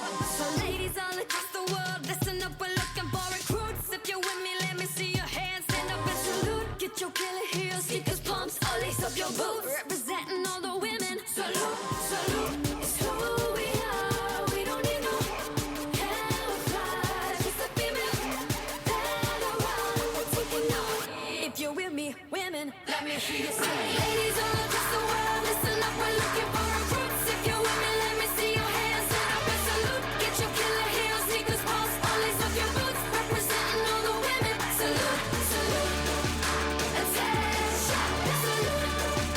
Attention, salute. Attention. Representing all the women, salute, salute. We are everywhere, warriors, your country needs you. If you're ready, ladies, better keep steady, ready, aim, shoot. Need ammunition on a mission, and we'll hit you with the truth. Divas, queens, we don't need no man. Salute, sisters, we are everywhere, warriors, your country needs you. If you're ready, ladies, better keep steady, ready, aim, shoot. Need ammunition on a mission, and we'll hit you with the truth. Representing all the women, salute, salute. It's who we are, we don't need no camouflage. Just a female that around, we're taking off. If you're with me, women, let me hear you say. Ladies all across the world, listen up, we're looking for recruits. If you're with me, let me see your hands, stand up and salute. Get your killer heels, sneakers, pumps, all lace up your boots. Representing all the women, salute, salute. Attention, salute. Attention, salute. Attention. Representing all the women, salute, salute. Attention, ladies, attention. It's a visual, original, listen up. Let me hear you say. Ladies all across the world, listen up, we're looking for recruits. If you're with me, let me see your hands, stand up and salute. Get your killer heels, sneakers, pumps, all lace up your boots. Representing all the women, salute, salute. Attention, salute. Attention, salute. Attention. Representing all the women, salute, salute. You think we're just pretty things? You couldn't be more. We stand strong, we carry on like a second best, but we keep moving up, yeah. Can't stop the hurricane, ladies, it's time to awake, yeah. Attention, ladies, attention. It's a visual, original, listen up. Let me hear you say. Ladies all across the world, listen up, we're looking for recruits. If you're with me, let me see your hands, stand up and salute. Get your killer heels, sneakers, pumps, all lace up your boots. Representing all the women, salute, salute. Attention, salute. Attention, salute. Attention. Representing all the women, salute, salute. Ladies, the time has come. Ladies, the war has begun. Let us stand together and remember, men fight great, but women are great fighters. Representing all the women, salute, salute.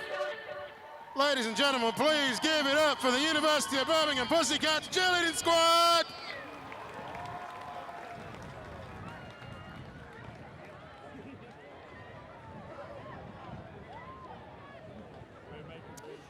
Birmingham Pussycats there, one of the stalwart fixtures of the halftime performance here at Explosion.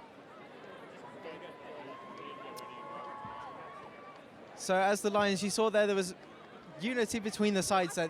It's something that's often overlooked, but how tight the Lions unit is, not just within themselves, but with the Pussycats who are there to cheer them on through key fixtures all the way to the final, as well as the women's team themselves, who are successful in their own rights too. Absolutely, it's a partnership that's dated back many years now, the cheerleaders with the American football squad. And they'll be delighted with that performance, the Birmingham Pussycats. Not so much so their first-time performance from the Birmingham Lions, though. Lengthy discussions going on the touchline there. They'll be looking to improve. Yeah, we've got some replays to come up to show you some of the first half highlights that went on here. And just to tell you the story of the first half, this was almost a big play for the Lions. He was just unable to get the ball there, Jack. What would have been an important interception for the Lions. Absolutely. One of many close plays that the Birmingham Lions treated us to in that first half. We have to mention that only the 3 points going down. So it's been a lot of almost on both sides. The defense has outweighed the offense on both sides of the field. See Remy Klaus there almost getting through and making sacks, but it's been that kind of story for the Lions. It's always been the nearly men. You know, they nearly scored a touchdown from a long pass twice, in fact. They've nearly intercepted the ball on a couple of occasions. They've nearly sacked the quarterback. The fact remains that they haven't. Absolutely, which is why things must change now in this second half. Those discussions on the touchline would have gone along the lines of which pages of the playbook do we turn to now, because there's been some big gains on defence for Bath that they won't be happy with, and they haven't made enough yards on offence at all so far, Lions, so they'll be looking to change. Yeah, that was a big gainer that we just saw there for Bath. That was around 30 yards there from really one of Bath's key players in the first half, wide receiver Harry Barron. He's been involved in everything. He's been kicking field goals. He's been making plays for his quarterback, Don Fidani. He's been finding him, which has been the crucial difference. Absolutely, he's been right at the heart of it, and he'll be loving it, because you have to mention the Lions get this kind of fixture every year, but for the opponents, it's rotated based on the league fixtures. So Bath get their chance this year. It was Kingston last year, and they'll be loving it. They don't get anything like these crowds in a regular league fixture, even in the final of the championship later on next year. So they've done themselves proud so far, Bath. They'll be desperate to keep it quiet. Yeah, that was one of the big plays that we saw there from Will Stone that got the crowd on his feet. We've seen a lot of this from Bath. Don Fidani escaping the pocket, seeing if there's any coverage downfield. If there isn't, then escaping to his left and right. Will Stone was able to make a play. That got the crowd hyped, but Bath immediately came back with a timeout, quiet the crowd back down again. It's really been a mental battle as well as a physical one for Bath. Absolutely, sly tactics there from Bath, but doing the exact right thing. And I think if the Lions were in the Bath backyard at the minute, they would have done the same. As it is, they're actually losing now, the Lions, and as we mentioned, there will be issues that have been addressed in that halftime team talk. Wayne Hill is a strong character. It looks like they've split between offense and defense at the moment in their discussions, and they'll be optimistic. We've said it time again, we'll say it again. There's plenty of talent in this Birmingham Lions squad. The quarterback, Sammy Lee Baker, has got it in his locker to find the passes. Elliot Walters has got it in his locker to make the runs. And you look at the Rob Owens of this team and the Liam White. So Liam White hasn't come into this game at all yet. Those kind of players should be making catches, and hopefully we can see them on the horizon. I mean, you said it yourself last week against the Kingston Cougars. They ran out 24-0 in the first half. The second half, they weren't able to really get anything going. They only added one score in that period as opposed to the three that they added, or the four even that they added in the first half. It's been really a tale of Jekyll and Hyde stories for Birmingham Lions so far. Could we see that here tonight? Absolutely we could, in the opposite direction. If they can turn it around now, the Lions, it would be a polar opposites, one half to the other, but as of yet, they haven't shown what they're capable so far. So on that occasion, it was sloppy play. The coach has made that very clear in the week, and he wasn't happy about it, and he'll be desperate now for them to turn around their form. Yeah, we can see down the other far end of the ground as well. The Bath Killer Bees have been warming up as well. We apologise for that last graphic. It is not the beginning of the first quarter. We can safely say that we've been through one half of football here at Bournebrook, and it's Birmingham who find themselves behind 3-0 at the interval. We're almost ready to get started for the third quarter as both teams return to the sidelines. We'll switch ends again, as is traditional at the end of every quarter. And like you said, it's not the Birmingham defense that have really done anything wrong. We saw them split into two different huddles there.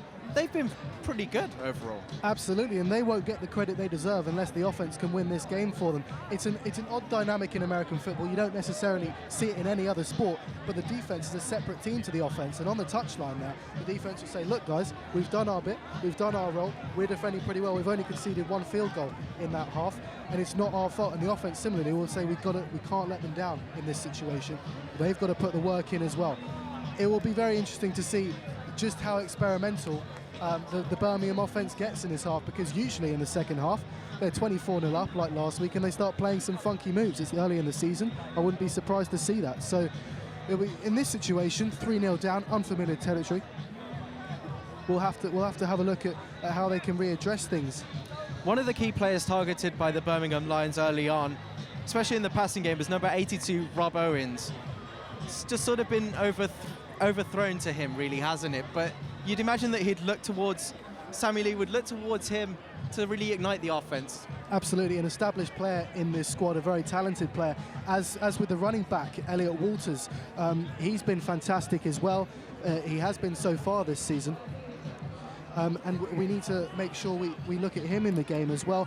From a Bath point of view, their quarterback, number 81, Dom Fadani, he's had a pretty good game so far. He's run it well, he's passed well, and he'll be important to the progress of this game for them as well. Absolutely. So we're about ready to get underway here for the third quarter here at xpLosION. Remember, you can get involved with our coverage tonight. You can tweet us at Guild Television. Use the hashtag xpLosION16 as the Lions get us kicked off from their own 30-yard line. It will be Bath who are receiving this one. In the third quarter, they fumble the return, but they still manage to recover it and pick it up. And they'll bring it all the way out to around the 28-yard line to get us started here. Yeah, pretty good result there for the Lions to start off the second half. It's another case as well with Bath. They've had scoring opportunities as well, and last week they got 6 takeaways against the Hertfordshire Hurricanes, but were unable to profit amongst any of them. Could it be a case of missed opportunity for them as well? They've already been to the Lions twice, and we've seen before in xpLosION, if you give the Lions too many chances, they will bite you. They certainly will, Matt. They missed that field goal to go 6-0 up right at the end of the first half, did Bath, and perhaps they'll come back to rue that mistake, seeing how the game progresses from here. They got a good opportunity to make some yards here. That's a fantastic run down the middle. Yeah, another run by Rob Dewsbury down the middle. He's someone that they've looked to just sort of buy them a couple of extra yards. Gain of about 4 yards on that play. Once again, when you're deep in your own territory, it's about those hard yards, those simple plays. Hard to get wrong just passing it off to the running back with the handoff, but they're executing it very well, Bath. You can see the Lions stacking more back for passing coverage than they are for rushers here. But with the talent that they have at linebackers, with club captain Jack Roberts, you imagine that they can defend either pretty well, but it is a design quarterback run. He brings it out, he gets past the line of scrimmage for a pickup of around 2.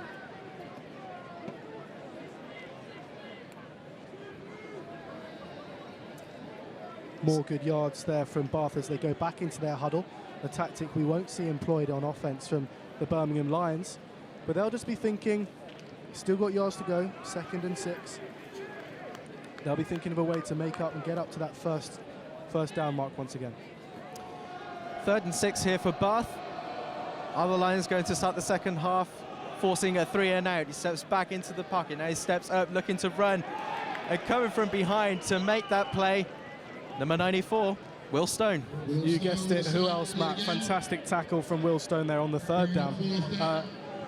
He has been key to this defense all last season, so far this season, and as they trudge off the field here, the defensive team, they can be pleased with their work. It's a brilliant play by Will Stone there. You see him edge rushing.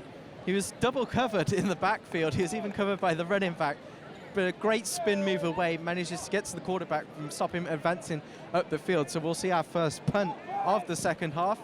And it's a clean one by Bath, as this one will be fielded by the Lions right at around the 25-yard line. Now they're looking to exploit the sideline. It's looked like he'll be pushed out of bounds right around the 40-yard line of the Lions. Yeah, pretty good punt return there from the Lions. Important yards made up. We saw some pretty good punts from Bath in the first half, and that wasn't a bad one either. But a good return will get Lions back on the front foot, still in their own half though. Absolutely. So we'll see what the Lions have to offer us in the second half here. It's their first offensive drive of the third quarter. And they're going to start with a run. He's able to break a tackle, is Elliot Walters, and exploit that gap at the middle. That's more like what the Lions need, a gain of 9. Fantastic play from the number 27, Elliot Walters there. He's been threatening it all day. Time and time again, they've gone down the middle, Birmingham Lions. Handoff from Sammy Lee Baker. He'll be delighted with that. Finally, Elliot Walters gets some grass to run into, made very good yards. 2nd and 1 here for the Lions. As the crowd continue to make mode, it's a designed quarterback run. And Sammy Lee Baker picks up around 3 or 4 yards on that play to get the crucial first down to continue the drive. Yeah, Sammy Lee there saying, I'll take this one, I'll get us over that yard. And he will go again. 1st and 10 for the Lions. Very good. 10 yards, 2 plays. They'll go again now, Birmingham. 1st and 10 right from about the Bath 38-yard line. Once again implying 2 wide on each side. This one set up as a little screen to Ollie Waldron-Smith. He looks to break 2 tackles. He picks up good number of yards on that play, around 5 yards on that one. Absolutely, we get the impression now that the Lions are starting to find their groove on offense. They'll be pleased with how they started this half. Perhaps those discussions at the break are starting to pay off now. You can see Matt Cox, the other wide receiver, the number 80 there, was used to try and help block Farley Waldron-Smith. Just trying to force him for all the extra yards. This one's a quick throw. There's almost broken coverage on that one. It's very almost, could have been a Bath interception. But it's noticeable that Birmingham have come out with a quick tempo. They're not looking to drop back and look to throw deep. They've been quick on all of their throws so far. They have been. That play in particular was a step in the wrong direction. Rob Owens not happy with his quarterback there, Sammy Lee. And as you say, a poor throw, almost intercepted. That could have been embarrassing, let alone damaging. So go again, it's another hand to Elliot Walters, who drives past the first down marker, keeps the drive alive. Making up for it there at Birmingham. Sammy going back to his usual option of Elliot Walters. He'll be pleased. And it's noticeable with those quick throws, with the things like the bubble screen that they just ran with Ollie Waldron-Smith before that it's opened up more yards, more gaps as Bath are looking to try and defend that path. That one, the snap is fumbled. It's brought down in the backfield. It's been a problem. It's not been clean snaps of the ball that we've seen, the usual clinical precision that we get from the Lions. Yeah, it's one thing you can expect to get right, the Lions, and they haven't done it every single time today, which will be a disappointing factor. It's just about putting 2-3 plays together on offense. It's one, then a poor play, one, then a poor play, and that's not quite good enough at the minute. It's another design quarterback run as he tosses it out with that lateral there. Down the sideline is Elliot Walters, and he looks to have picked up a first down there. It was a clever play from the Lions. Absolutely sensational play from the Lions. The option route taken by the running back, Elliot Walters, and Sammy Lee Baker. Sammy Lee drawing the man and then passing it off to Elliot Walters with great precision. And another first down here for Birmingham. Clock still running here in the third quarter. They weren't able to get out of bounds on that one, but it was a big gainer, a new set of downs. As Lee Baker looks to the right side of the field on the slant route. Just escaped him. It was almost a great play, and we're going to go down to our sideline reporter. We'll hear from him for the first time tonight. We'll go down to Will Colohan. Will. Hi. Hi. Yeah, so I'm down here on the sideline. I've been chatting to a few players and the coaches. The expectations at the moment is they really need to improve on offense. They're getting receivers open, but they can't seem to complete passes. The coaches are saying they're still trying to get used to the new offense that they've installed this season. They're using a no-huddle offense that was used by Chip Kelly in the NFL that can be quite complex at times. But the question is whether they could get some passes completed. But on the defensive side of the ball, they're looking good. They're hoping to get some turnovers and maybe score on defense to make up for the lack of offense at the moment. But that seems to be all at the moment on the sideline. I'll check in with you guys later. For that report, Will. So there was a timeout taken by the Birmingham Lions on that last play there, as Will was giving us that update. I think the coaching staff are realising that this will be potentially a big drive. If the Lions score, they can look to press on and dominate as they have done in previous years. So they're just taking that extra time to make sure everyone's on the same page, as it were. Absolutely, not going with the huddle, but a timeout instead, and this is massive in the red zone now, the Lions. It's another design quarterback run as Sammy Lee Baker takes it all the way near the first down marker. We'll have to see whether referees spot this one. I think they're just going to spot him just short, so we're looking at a 3rd and 1 situation, but a more flowing offense that we've seen at the beginning of this 3rd quarter. Absolutely, Sammy Lee Baker taking it into his own hands there on that run and made fantastic yardage. When you get so close to the end zone, it's just about getting there, and I think if the Birminghams don't get there now, it would be terribly damaging, but if they do, the onslaught could begin. It's another low snap at a crucial time, but Elliot Walters runs up the middle. He's got the first down. Can he get more? He's into the end zone. It's a touchdown signal, and the Lions are finally on the board. It's Elliot Walters. It's taken to the 3rd quarter, but they're finally there. Elliot Walters, he's been on it all day, running, down, but that one will please him no end. Finally over the whitewash. As you can hear the crowd celebrating that one, finally. A play that they can cheer finally on the scoreboard. I don't know what Coach Hill seems to have said to them at half-time, but it seems to have worked. It absolutely has, Matt. We came to expect this today, and we turned up at the ground this afternoon. As they go for the PAT attempts, clocks are off. Yeah, it looks like we're just going to go for a 1 point after. As we see a replay of the play there, it was quite a low snap. They did well to recover it and hand it off to Elliot Walters, fighting for every yard. So we've seen him do that throughout the game, trying to get first downs, this one for a crucial touchdown. As you saw there on the replay, using his hands to stabilize, completely legal. Anything other than your hands or feet touch the ground, then you're officially down, but him just using his hands back on his feet and over into the end zone. So fantastic play, showing every ounce of his experience there. Reno Giaconelli then charged with kicking the point after that would see the Lions go 7 up if they were successful. You can see Sammy Lee Baker, the quarterback, will be the holder on this one. I had trouble with points after touchdowns last week against Kingston, not scoring any in the game. So they'll be looking to turn that around here. It's a good snap, it's a clean hold, and it's through the uprights. 1 point added on. Birmingham going to the lead, 7-3. Absolutely, Mac. A huge sigh of relief on the Birmingham touchline there. That is what they've been waiting for. The crowd have been waiting too.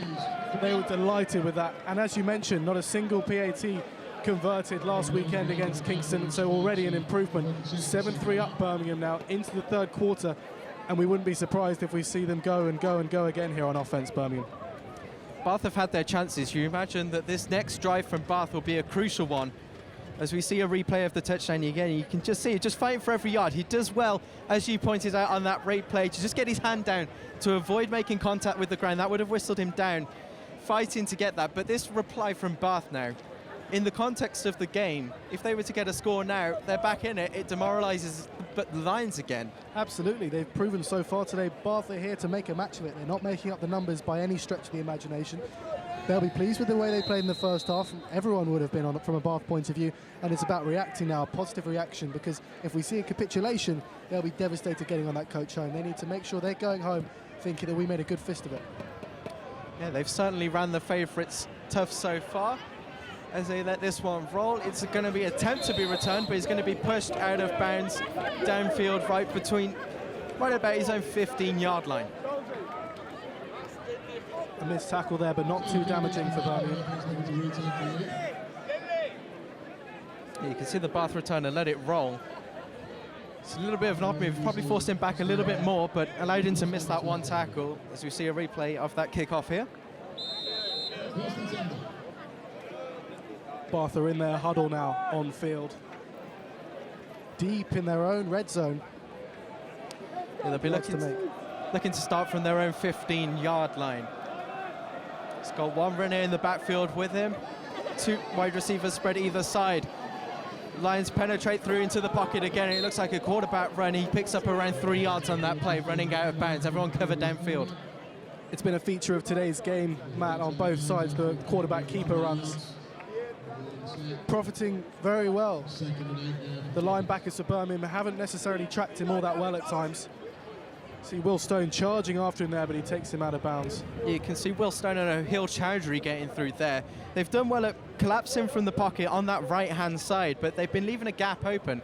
And we saw this at Explosion last year, where the Lions weren't covering with a QB spy, so they were able to keep letting the quarterback run out and pick up those extra few yards and first downs in crucial situations. We see another quarterback run as the pocket collapses, and it's another completion made, and it's down the sideline. He's all the way to the 40. It's a late tackle. He's able to break one. He cuts upfield, and it's brought down. It's a huge gainer for Bath, a gainer of around 60 yards on that play. And it's that man again, Harry Brown. How do they stop him? Absolutely, you guessed it, Matt. Who else? Harry Brown with a fantastic run. Dodged tackle after tackle after tackle. It was Daniel Miller, the defensive back, who was chasing after him, went for the tip tackle approach, diving after him, but was left unsuccessful. And they'll be delighted with that, Bath. It goes without saying, a huge, huge gain straight back up the other end of the field. They'll be looking to get back in the lead. Yeah, it puts them in serious scoring position. They're going to start this one from the Lions' 26-yard line. They've got trips to the right with a runner in the backfield. Quarterback steps back in the pocket, hands it off quickly. Taking a low and safe catch. It's ruled by the referee a good catch.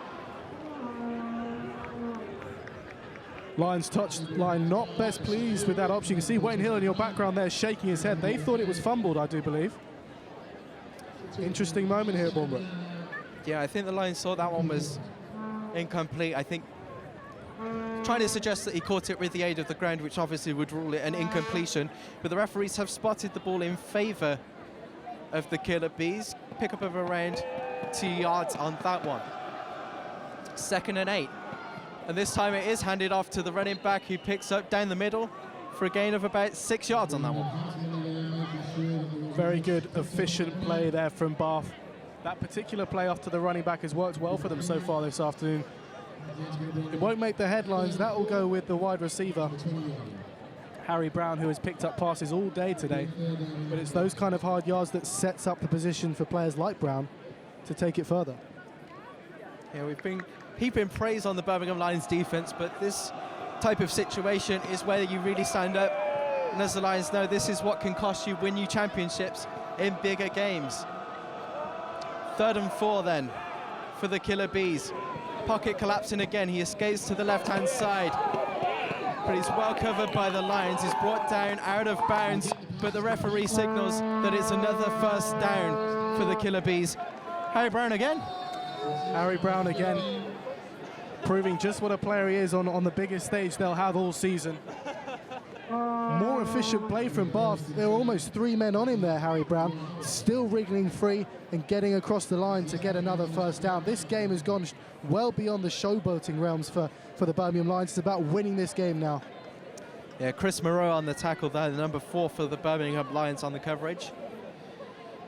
As Bath get a new set of downs from the Lions' 20-yard line. You can see them lining up now. You can see that they've been playing with the amount of receivers that they've had out wide and how long they are.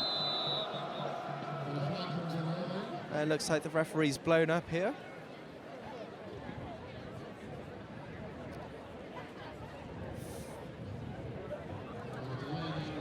It's a penalty against Bath that will end up backing them up. This isn't what they want. They don't need to be committing sloppy mistakes. Absolutely not. They went into a huddle before that play, taking their time, trying to make the right decisions, only to concede a penalty. Out of the huddle now, forming back up. Silly yards conceded there.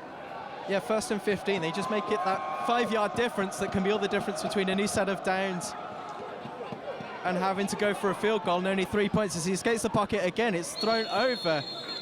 It's very close to being intercepted there. I believe it was Sam Taylor on the coverage. It's just above his head, but no good for Bath.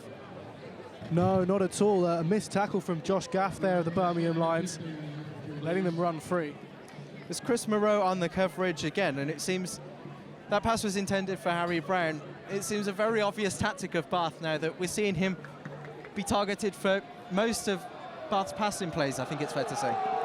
Absolutely, and you wouldn't blame them. 2nd and 15. This time it's handed off to the running back, who dives up the middle. He's brought down roughly around the original line of scrimmage for a gain of around 5 yards. Back to basics for Bath. They're off to the running back, straight down the middle.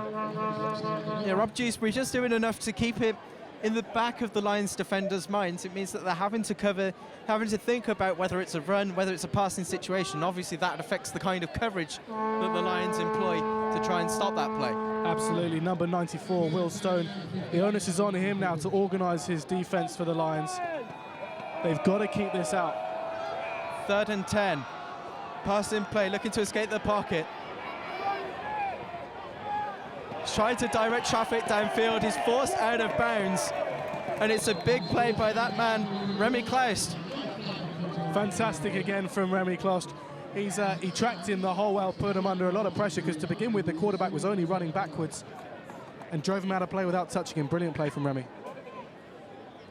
Referees just getting together here, having a discussion. Don't believe I saw a flag thrown on the play. In fact, I believe there was. It was thrown from the back of the field.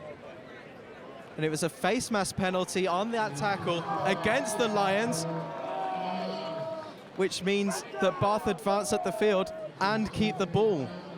Disappointing, and again, it's another sloppy play with the personal foul, grabbing the face mask. Obviously, it comes with a 15-yard penalty. Terribly, terribly damaging there for the Lions.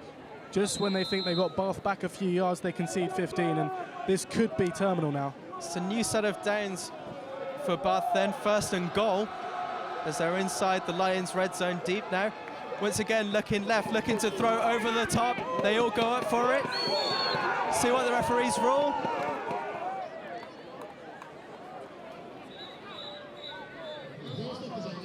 Lions anxious and waiting, as are the crowd, waiting for a signal. And I think they might just be ruling this one incomplete. See the referees having a discussion. Remind you that the referee tonight, you can see in the middle of your picture, Peter Parsons. And we'll see what their ruling they make here.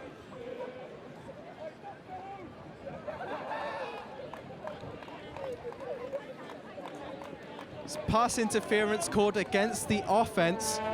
So it's still 1st down, but Bath will be backed up again. They're going to go back to roughly where we were before that.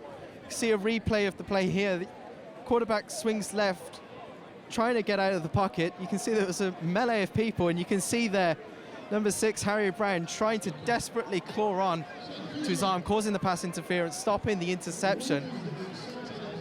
I believe the officials ruled that one, I imagine, dead fat, being out of bounds, but you imagine if it was an interception that the Lions wouldn't have accepted that penalty, of course. No, they wouldn't have, Matt. A very interesting call, and the delay on the field to make sure the referees got that decision right. But good for the Lions overall, back in the right direction, moving up the field.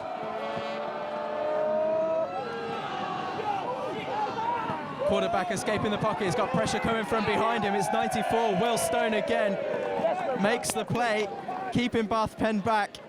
I'm not sure if the quarterback knew Will Stone was on his shoulder. They're running straight behind him, take him down with a brilliant tackle.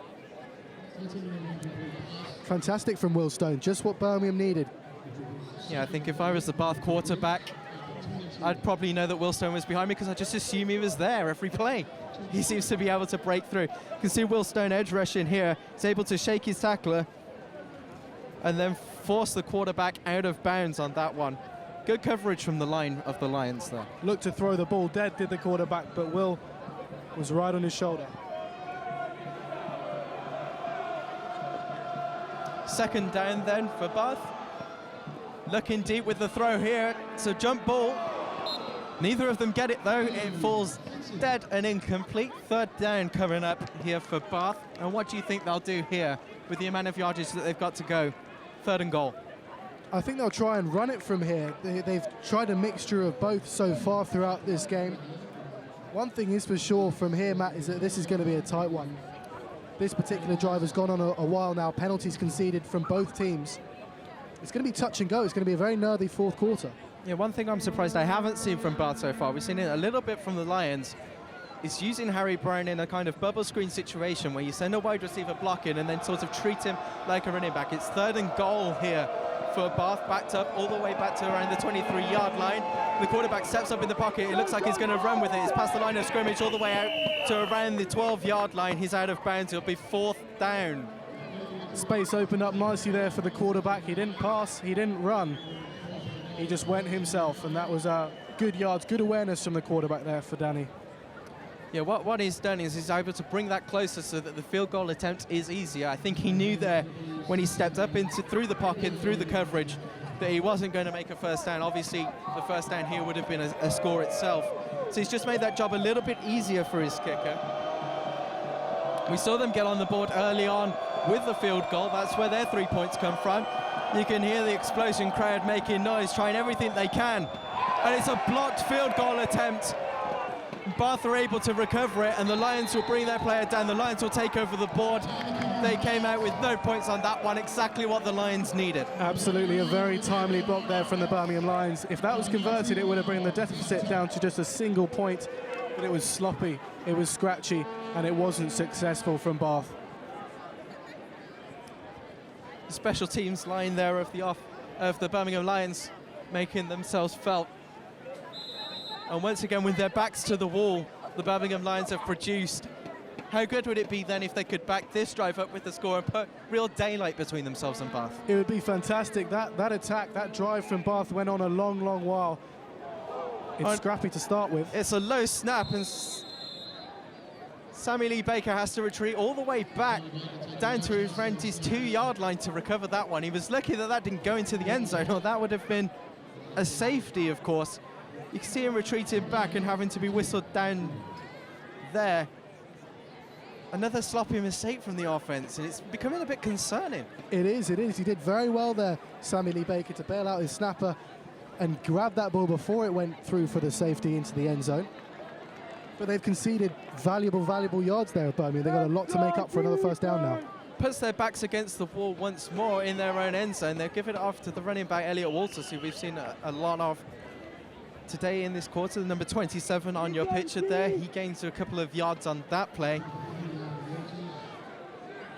So we have a player down injured there for Bath, number 61. Peer hobbling off with some sort of dead leg there. You can see he's holding the back of him. We'll try and look at him on this play. He's trying to force it right off the tackle. It's just a number of Lions players landing on him. You can see as he was getting up there, he was feeling the back of his leg. Of course, we do hope he's okay. If we get any news on that injury, our man Will on the sidelines will be all over that. It's third down, however. It's another quarterback run designed for Sammy Lee Baker. He's able to pitch it outside to try and gain as many yards as they can. It's whistles at the end of the play there. But it's another 3 and out for the Lions offense. A good job by Bath on the coverage. Yes, absolutely, Matt.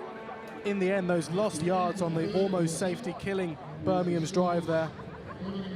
But they didn't do too badly after that point. Got another player down here on the side of the field. You can see there on your screens the number 23 for Bath. Unfortunately, we don't have a name for him up here. But 2 plays in succession that Bath have picked up injuries on that play.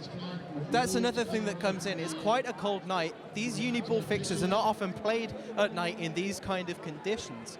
Strength and conditioning is a huge part of American football, and it seems to be playing a factor. Obviously, freak injuries occur, but could that be also a telling sign as we go further into this game towards the 4th quarter? Absolutely, it could be, Matt. And what you have to imagine, yes, there are 3,000 people here. Yes, this is a showcase fixture for the Uniball season, but it's only the 2nd game of the new campaign. And this injury, or any potential injury, would still come very, very early on in the side's progress. So Bath will have to monitor those 2 injuries there. I don't think there was anything intentional or anything malicious. They're just 2 plays consecutively causing injuries. And you can see there the number 23 of Bath. He was the player that was down injured, walking off under his own steam, which is good to see. He'll probably go through some more fitness tests on the sidelines to see if he can be returned to the game. Meanwhile, we reach the end of the 3rd quarter in that one with the Lions up 7-3. As you can see, we've switched sides again for the beginning of the 4th. with the Lions punting unit on, ready to punt this away after failing to pick up a first down on their last drive. It's a good snap. It's good coverage. It takes a favourable bounce for Birmingham. And the referees will whistle that out of bounds right at around the 32-yard line. Absolutely, this low-scoring match goes on into its fourth quarter. Points haven't been free-flowing for either side so far this evening. And it could come down to a very small margin between winning and losing here. Yeah, I think certainly fair to say that the atmosphere hasn't been as jubilant as it has been in recent years. People on the sidelines very tense. This one could still go either way. Absolutely massive reaction for the touchdown, but since then, more and more nerves. In the pistol formation now are Bath as they hand it off to their running back, but he's going to be brought down well behind the line of scrimmage. Loss of around 5 or 6 yards on that play. Number 99 there, Jacob Chapman, making a good hit. Coming into the game now. A vital loss there for the Bath. It'll be 2nd and 16, so yards to make up deep in their own territory. You can see he tried to fake the handoff, but as you said, Jacob Chapman not having any of it, following the runner all the way. He's brought down for a loss of yards. We're looking at 2nd and 16 here for Bath.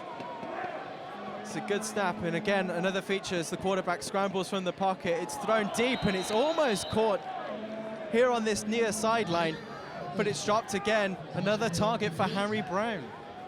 Harry Brown in the game again. Number 24 there for Birmingham, Orheel Chowdhury, was tracking him, and for a moment there would have dreamt of an interception, but the ball just got away from him.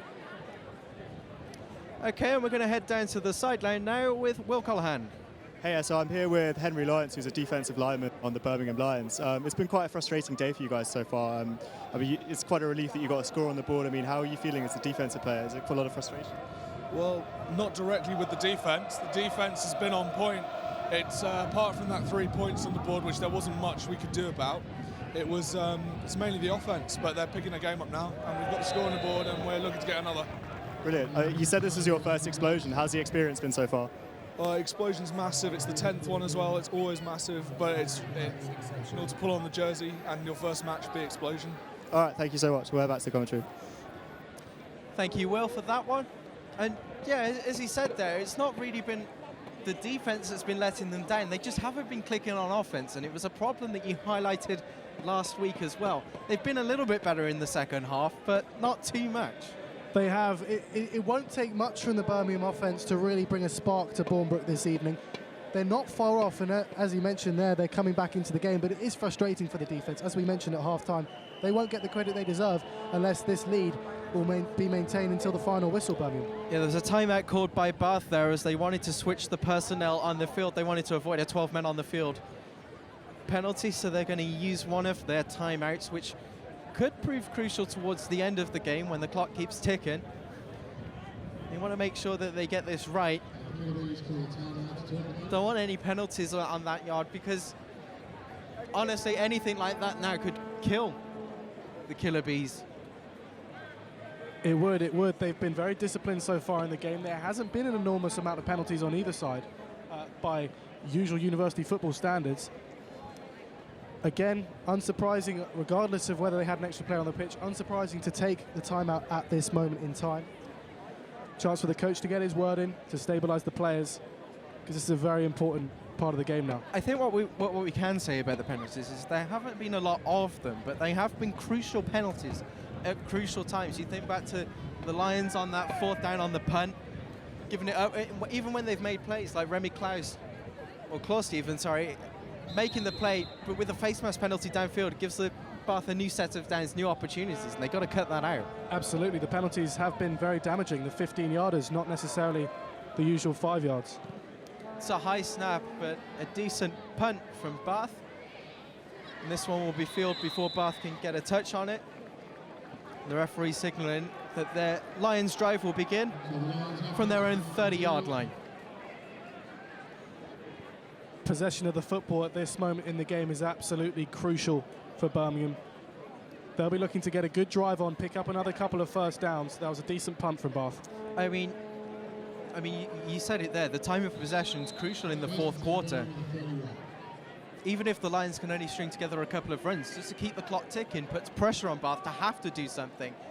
Absolutely, dictate the play. Don't take the ball out of bounds. Let that clock run down. Again, the reliable option off to Elliot Walters from Sammy Lee Baker there. Yeah, and I think we can expect to see more of him as we get in towards these closing stages here at Bournebrook. Just keeps the clock ticking. It forces Bath to waste their timeouts as we get closer towards the end of the game. 2nd and 9 here for the Lions. And once again, handed off to Elliot Walters, trying to drive up the middle. But Bath forcing him back. The referees are going to whistle this one dead before he's down. Don't want to pick up a penalty. Looks like the referees are signaling a gain of about 3 yards on that one. Again, after Elliot Walters, still inside their own half, Birmingham. They're just trying to get up to that 10-yard line. It'll be 3rd and 6. Will he go to Elliot Walters for the hat-trick? This play's whistled dead before it's even begun. There's a flag on the play here. We'll wait to see the referee signal on that one. It's against the Lions, so it's still 3rd down. They're going to be backed up, though, all to do. And once again, they're limiting themselves in the options that they have. They absolutely are. They've been tough on themselves today, the offense. They haven't showed their full capabilities, and it's getting to the point now in the game where it's just about seeing this game through. Good coverage by Bath, as you can see on the replay there, just forcing Elliot Walters back. As we've got an injured player down for the Birmingham Lions. That's number 66, Aidan Lowe, the offensive lineman. Injuries starting to creep into this game now. You know, it's fairly noticeable in the air that the temperature's dropped all of a sudden. Muscles slightly colder and everything. Those injuries, those hits just stinging a little bit more. You can see him hobbling off towards the sideline there with the staff. With the stop-start nature of the sport as a whole, they need to keep warm on the touchlines. It's far too stationary at the moment. 3rd down then for the Lions, backed up after that last penalty, and they throw underneath to Elliot Walters, but once again wrapped up by great Bath coverage, and they bring him down. It's not enough for the Lions. Bath are going to get this ball back, and in fairly decent field position, it will look like after the punt. It will be. As we see the replay here, Sammy Lee Baker not doing Elliot Walters many favours because he had men on him. As soon as he got the ball, Bath gave him a second to stabilise and then made their move, and perfectly legal work from Bath and good work as well. Matt Richards, number 55 for Bath there, in the perfect coverage to stop that underneath throw. Something that has obviously been observed, noted by the Bath coaching staff and defensive coordinator. As the punt goes downfield, it'll be returned, but not for very many yards. It's good coverage on the play by Dara Adedeo for Birmingham, restricting Bath to the minimum number of yards they could have returned on that one. Absolutely, Birmingham have let those sort of tackles slip so far today, so fantastic tackle from Dara Adedeo, earning very good yards. Yes, so Bath will start this drive on the 35-yard line, on their own 35-yard line. Every snap now, with the score as close as it is, there's one touchdown in it. Every snap crucial, every drive, every moment. We're in for a tense finish here either way at Bournebrook. See the quarterback making a few audible adjustments to his coverage, but it looks like he's going to be sacked up by the Lions. He somehow manages to escape a little bit. It was great coverage from the Lions. He was surprised that he was able to reclaim a few yards. It'll still be for a loss, I think, for a loss of about 2. Absolutely, as we watch the replay here, 3, 4, 5, you name them, all over him, but managed to squeeze it through, showing that mentality. You're never down until you're down. He used all of his upper body strength there to make important yards to Bath. Yeah, even though it was a loss, it was a great play by Rob Dewsbury, just with that many players around him, just to minimise the loss of yards on that one for Bath. 2nd down now, stepping up in the pocket and coming through the backfield. Number 92 for the Lions, Brandon Hattaloni. There we go again. That's the Birmingham Lions we've been used to seeing all these years. It's the loss that they've created there. Fantastic tackle. putting all the pressure on. Bath will go into their huddle now and really have to reconsider because this drive has not gone according to plan. One of the SABs here at Birmingham University. You can see in your picture there, Remy Claust, who was the sports officer last year. One thing that's noticeable amongst the Lions SABs is that while they may give up studies and everything else to dedicate themselves to the guild, they don't give up the Birmingham Lions football, which speaks to the unity and the enjoyment they have in this programme. As Bath look deep down the field and it's caught. What a reception that is. Harry Brown, they can't stop him. They absolutely can't, Matt. A brilliant tumbling catch there. It's what we've come to expect from the man today. He's producing time after time. Again, we find ourselves in the fourth quarter, and still as the replay comes in, fantastic. Brilliant, brilliant catch. There's an offsides penalty called against Birmingham on that play. So that's why they take the shot deep. And that's what we were talking about It's earlier. a free play. Exactly, it's the advantage equivalent in American football. They, of course, decline the penalty. And they'll regain possession of the ball here.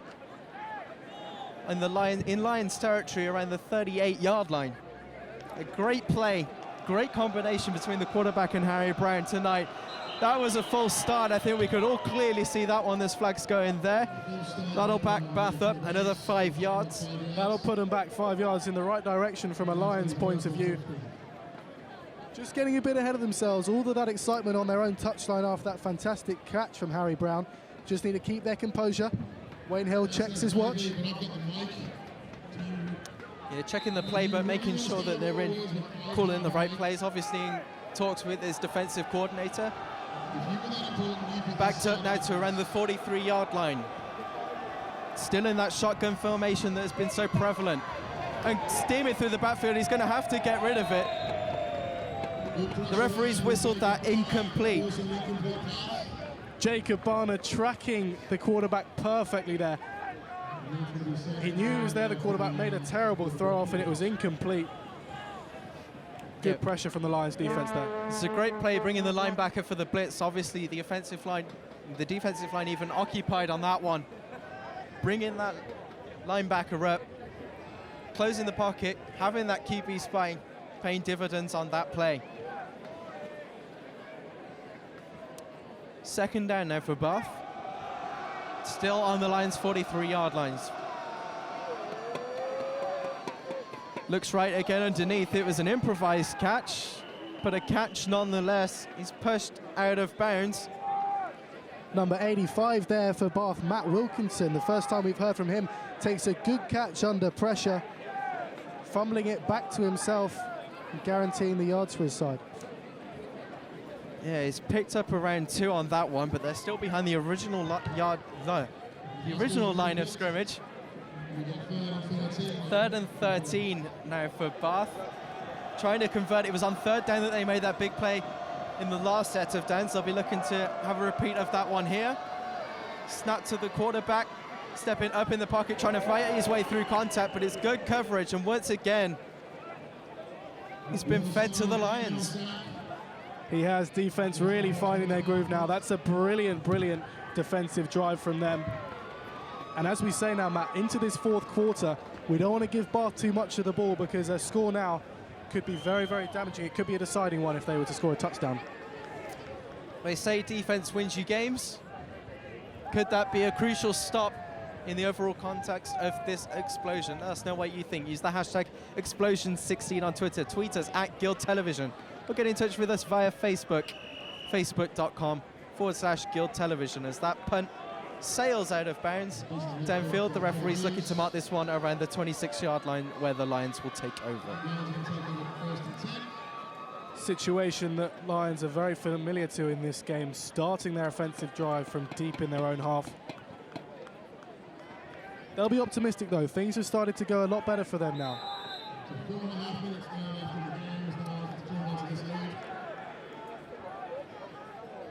Lions trying to use up as much time as they can, keep Bath out of possession. And then they don't have to worry about what they can do. They handed it off to Elliot Walters again, that time for a gain of around 3 yards. Good yards again from Elliot Walters as we catch the replay. He'll be making the headlines if Birmingham can see this win through. The only man to cross the whitewash for a touchdown so far today. Screenplay tried to be set up there. Sammy Lee Baker was targeting number 82, Rob Owens, but just slightly off on that throw again. It's been a theme tonight. It has a bit of play action there from the Lions. Sammy Lee Baker feigning to go for the pass off the handoff. Instead tries to find Rob Owens with the catch. If that incompletion as well stops the clock, buys Bath a little bit more time to be able to do things if they were to win possession of the ball. It's handed off once again to Elliot Walters, who breaks one tackle. He's diving at the middle of the field, and he's broken through the last line of defense, but Bath are able to recover. What a big play, what a big gain. He picks up around 30 yards on that play, and the Lions are into Bath territory once again. Sensational play from the Lions, digging deep into the playbook for that one, and they've pulled it off right at the right time as we catch the replay. It's number 37, Bryanson Palmer, taking it off to Elliot Walters for a massive gain. Yeah, they faked the handoff, giving it to Elliot Walters, and he's able to break a couple of tackles. And like we said, I think this one's going to be called for a false start. There was movement on the line, which obviously isn't allowed. There was motion behind, and it is a false start called against the Lions.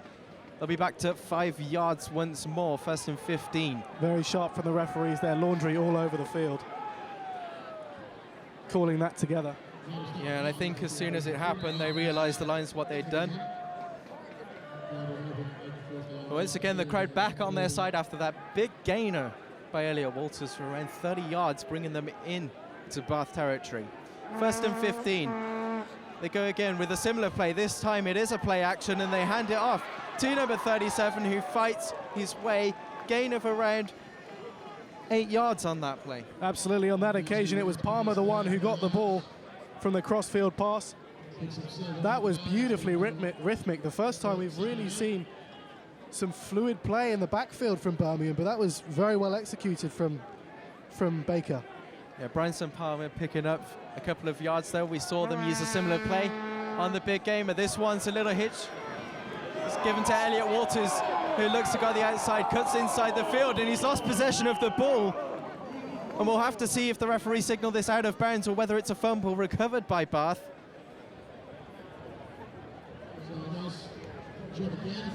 It's the Lions who come away with that ball.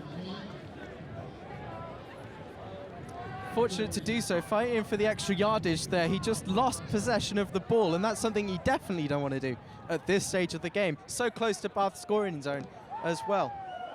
It's a new set of down because of that. It's 1st and 10 for the Lions, and the handoff once again to Elliot Walters as he cuts to the outside, tries to then bring it upfield. There's some fighting going on in the backfield, but nothing that the referees have deemed unsportsmanlike. They're there to break it up deep downfield. The coverage has been tight by the safeties all game.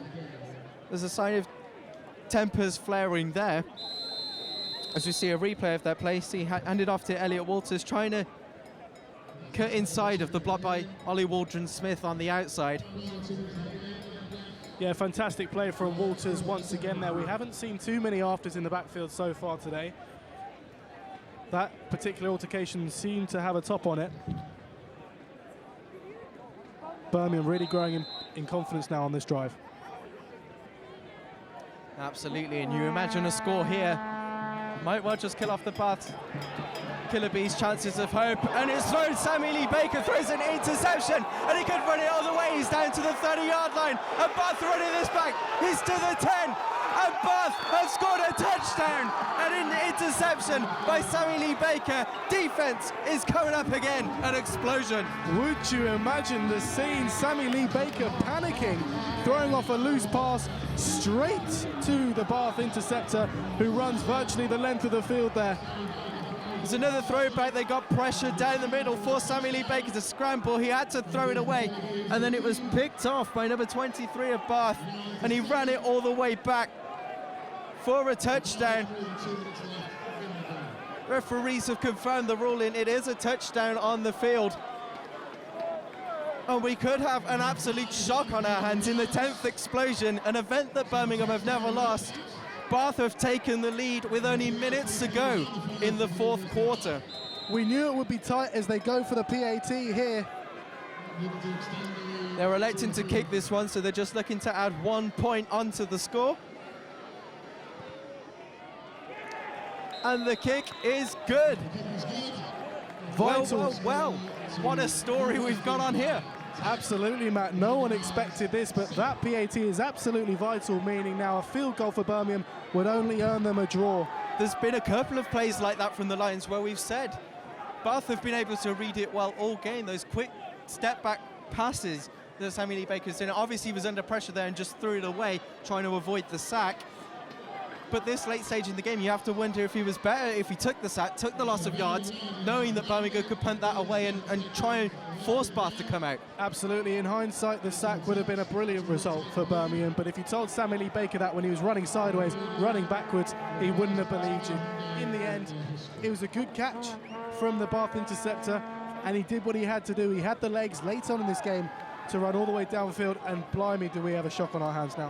What has that man got planned now for the Lions? They've never really found themselves under this position here at xpLosION, or at all heading into this game. 12 games unbeaten.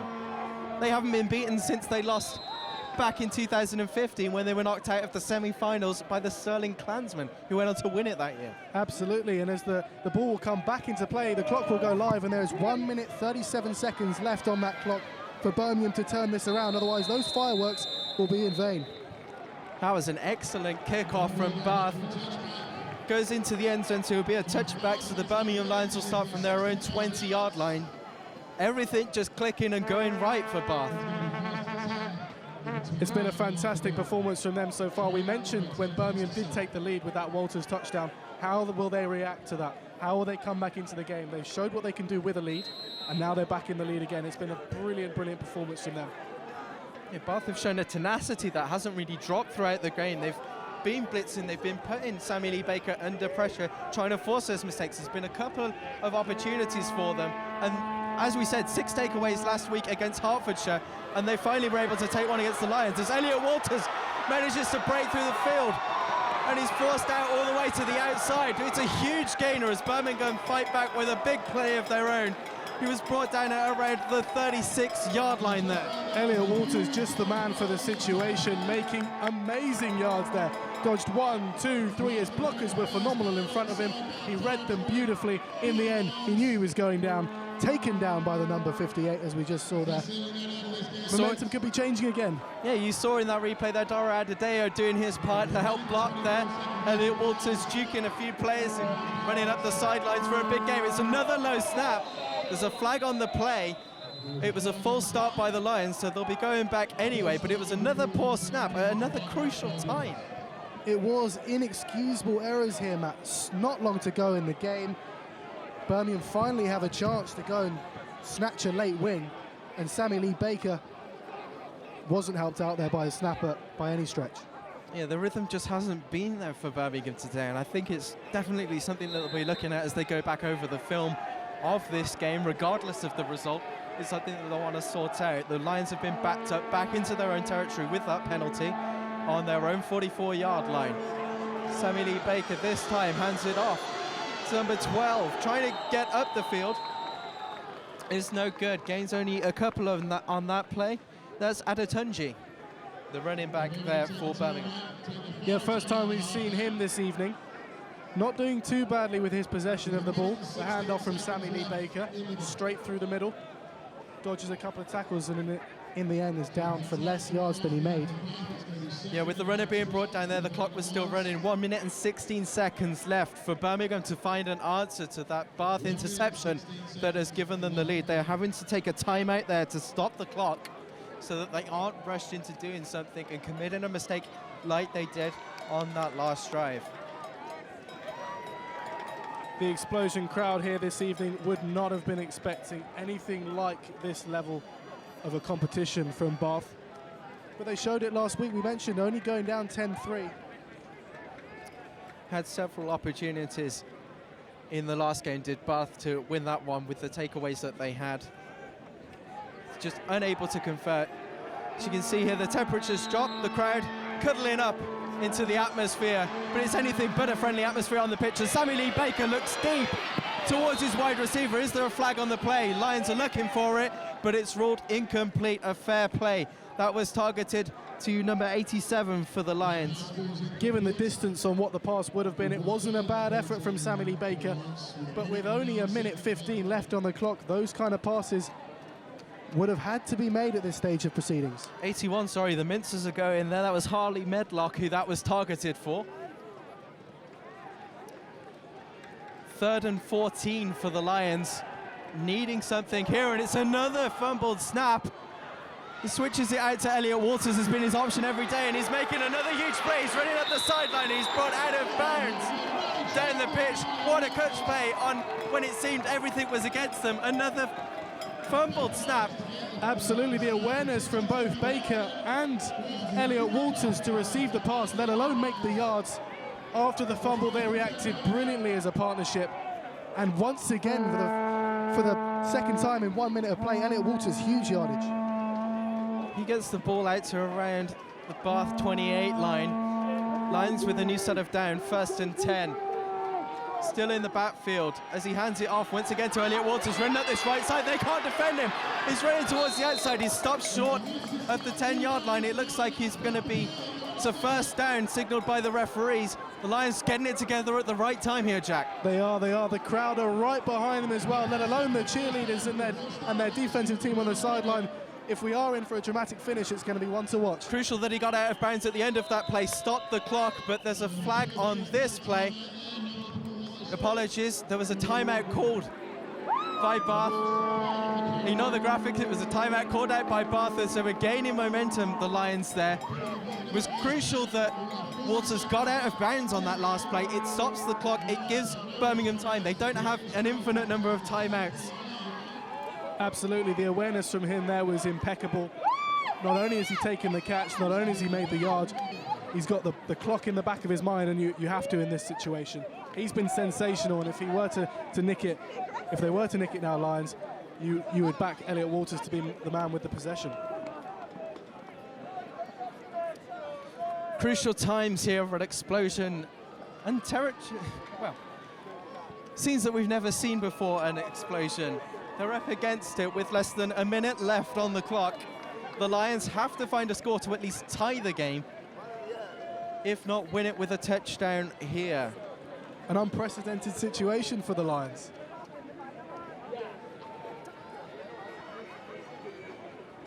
You can see I'm looking over at the cheerleaders, and even they're glued to the action. They're not jumping around now. They're as tense as everyone. And Sammy Lee Baker runs at the middle. There's a flag thrown late on the play. We'll have to see what the referees signal here.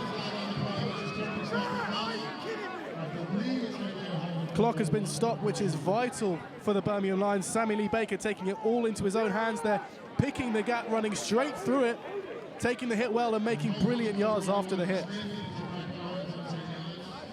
There was a holding called against the Lions on that play, which means it'll essentially be wiped out. The play was called against Ollie Waldron-Smith for the hold on that play, number 10, and now concern here for the Lions as Baker's slow to get up, grasping his right calf there. Yeah, we saw him on the floor moments ago. Another flag on the play here from the referee on the far touchline. Clock is off again.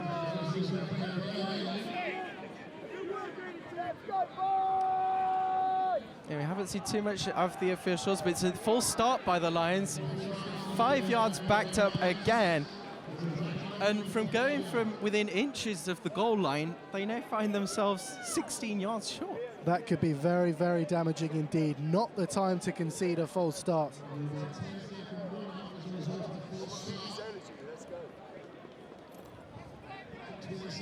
They've got to keep their confidence high now, though, Birmingham. There's no other option but to go for the win in this situation. Get the ball off to Elliot Walters. Get the running backs going. Time ticking down for the Lions here. The clock is back in motion as signaled by the referee. Sammy Lee Baker looks downfield. There's a tangle in the end zone. There's a flag thrown on the play. This could be for pass interference. We'll have to see which way they signal it there. The ball is whistled dead. There was a coming together between the cornerback and the wide receiver deep on that play. As Sammy Lee Baker looks to air it out. Not for the first time tonight. All eyes now towards the referee. It's pass interference against Bath. There he is, the man on screen, number 9, Dara Adedayo, being taken down long before the ball would have been potentially caught. And that is massive against Bath. It'll be a first down for the Lions. At the spot where the foul took place. So a real opportunity. You can hear the crowd get up now as they realise they're within touching distance of that end zone. What a story this would be. Sammy Lee Baker steps back in the pocket. He's got a man open. Is he into the end zone? He's short of the end zone. He's not made it. The Lions bring it on the new personnel to quickly try and kick.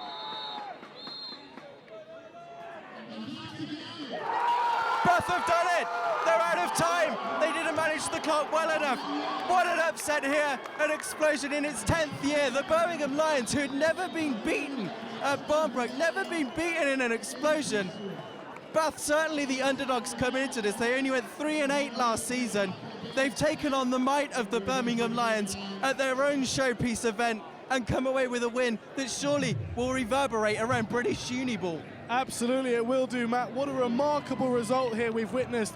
At the 10th time of asking, the Lions have finally failed to roar, and you can't put a word against Bath Killer Bees today. They have been sensational. Coming into the backyard of the Birmingham Lions, put them under a whole load of pressure. They got the lead, they lost the lead, retained the lead, and they've won. Fantastic performance from Bath. It was a story of too many mistakes for Birmingham at too many crucial times. Even there, towards the end, we saw 2 penalties that ended up backing them around to the 20-yard line when they were so close to the goal. They made a play there towards, but they ran out of time. They had no timeouts left. And the Bath Killer Bees, they walk out winners here at Explosion 10. It's quite an incredible result. Their next fixtures for both teams, Birmingham take on Hertfordshire here at Birmingham at the Metchley 3G pitches on the 3rd of December. So they'll have 2 bye weeks to chew over this, review the film and see where they went wrong. Absolutely, 2 weeks is a long time to be stewing over this result. As they come forward for the handshakes now, I'm sure the Birmingham coaches and players alike will be congratulating Bath on what has been an absolute coup here at Bournemouth this afternoon. Yeah, just to confirm from that last graphic, that is the full-time result. An incredible one at that at Bournemouth, where Bath Killer Bees have run out 10-7 winners against the home favourites, the previously undefeated Birmingham Lions. It means that their records now go equal. They're both at 1-1. We'll have to see what that does to the tables, obviously, regarding the other fixtures. That will give a lot of confidence to Bath as they go into their next game. They take on Swansea at Bath on the 27th. They get less time to recover from this one, but I imagine with the way that those players are feeling right now, they'll want to play them tomorrow and get right back out there. They absolutely will, Matt. They can be absolutely delighted. Hugs all round as the lineups go through. Will Stone leading the Birmingham line. He looked absolutely devastated. And do you know what? It wasn't a bad performance from his defence today. Yes, they conceded a sloppy field goal right at the beginning, but the touchdown was at fault of Sammy Lee Baker. Nothing they could have done about that, and it's going to be really, really harsh on them. You have to question, over the off-season, coming back to Explosion last year, there was players like Michael Akinlaid, who went on and got a scholarship. It was his rookie year last year. He got a scholarship from Northern Michigan University, ended up leaving the Lions. He was a big-time wide receiver for them, even so early on in his Lions career. Experienced players that have left the team, like Javier Alajuwon, who was the experienced back. Alex Salter, the wide receiver as well. You're wondering, the Birmingham Lions have a strong unit, but was it too many levers at the wrong time for them? Perhaps. Last weekend's performance wouldn't have suggested so, but as we know with university sport and squads in particular, it's a very temperamental business. Players graduate, players move on. It's not like what you'd see in a regular professional team. Look, this team has got a lot of talent. We've displayed that all through our pre-game coverage and throughout the commentary, and Will Stone leads them off the end of the handshakes there. There'll be some harsh words, and rightly there should be, because that performance in the offense wasn't good enough to win this game. And Bath could have offered the game. They played very well, and I think they'll go into their next game full of confidence. From a Lions point of view, Wayne Hill will have a job on his hands to re-galvanise these players. It's a bitter feeling for the Lions, one that they've never experienced at Explosion. one that they last experienced in the league overall back in 2015 when they lost in the semi-finals to the Stirling Klansmen. You can't imagine that it will shake their expectations too much. They'll still be targeting to go all the way to make the playoffs, and they still look strong favourites to do that. But it just shows the rest of the league. This will send out a message. The Birmingham Lions do have a chink in their armour, and that they can be beaten. Absolutely. Last weekend in the North Division, Derby beat Stirling. Stirling, who the Lions beat in the final last year. There have been upsets already so far in this season's campaign. On the brink of tears, it would seem, in that huddle. And work will have to be done. 2 weeks is a long time to stew over a result, but it's a long time for them to practice, get the hard yards in, and recover from this defeat. You can see the disappointment etched across their faces, just unable to get it done here at xpLosION. And I imagine that this is a feeling that they won't shake for a couple of weeks. Obviously, the problem that they have with being the national champions as well is that you set a target upon your own back. You're the team that lead the league. You're setting the standard for this league. You're the team that everyone wants to beat. And there's been countless stories across all sports where you take on the champions, everyone gives that little bit extra just to have the bragging rights that we beat the champions of 2016. Absolutely, that unbeaten run was going to come to an end at some stage for the Birmingham Lions. Unfortunately for them, it's come on their showpiece fixture here at xpLosION 2016. Bath deserved of their victory, but now it's not the finish they were looking for. The fans filtering away from the Bournemouth pitches today, and this firework display will be a whole different story now that the result has gone this way rather than the other.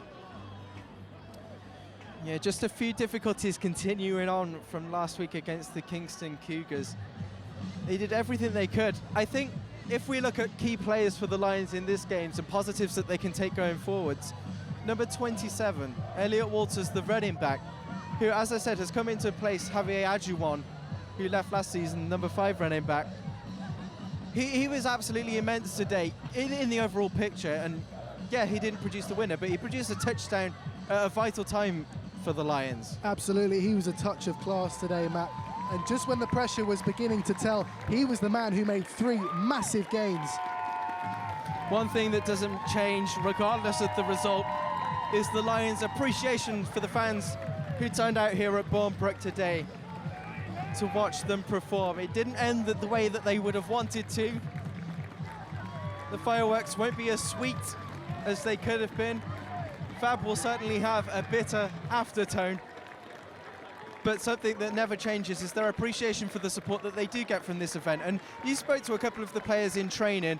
We've had Will's been speaking on the sideline tonight as well. xpLosION is something to see the campus come out, to see the local community come out. A team that does so much for the community with the junior teams and alumni teams and the Play 60 events that they do with the NFL. Support and gratitude towards them is something that means a lot to them and Coach Hill. Absolutely, Coach Hill made it very clear just how proud he was of the efforts that the team put together to build and then promote this event. They've been flying all around campus all week. They've been hard to avoid. And these fans today are showing their appreciation. It's got a lot of work to do, has American football, over on these shores. We've seen massive, massive progress made with matches at Twickenham and at Wembley, and events such as this one will go a long way to promoting the event. But, you know, it's interesting to know how many of these fans out here today even know that they won the league last season. How many of them were here last year? It's just about building, making the progression. Yeah, you can see it's a rather different atmosphere over in that Bath Killer Bees huddle as they have stung the Lions on their own territory. You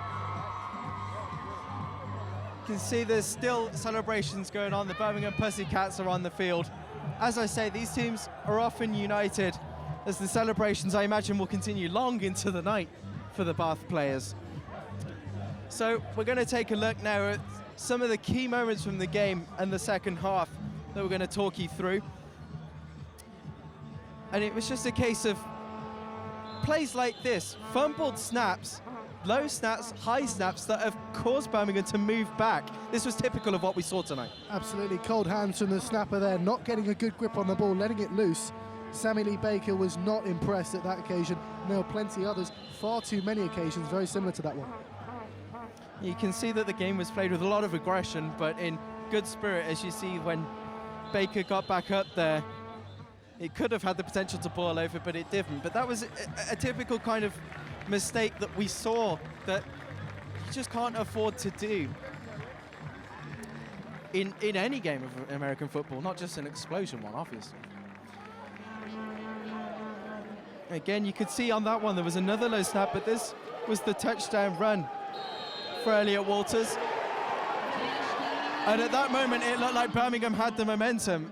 I mean, there was hallmarks of what we saw all game there with a low snap. They recovered well, and you thought maybe Birmingham will go on and win it from this point then. Absolutely, the ruling in this sport being very clear. Get any part of the ball over any part of the line, and you've got yourself a touchdown. Elliot Walters showed every ounce of his professionalism in getting the ball over the line.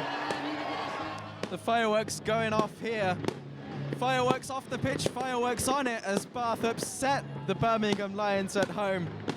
It's probably the first time in any Explosion game that the visiting team have been able to enjoy the fireworks with such enjoyment.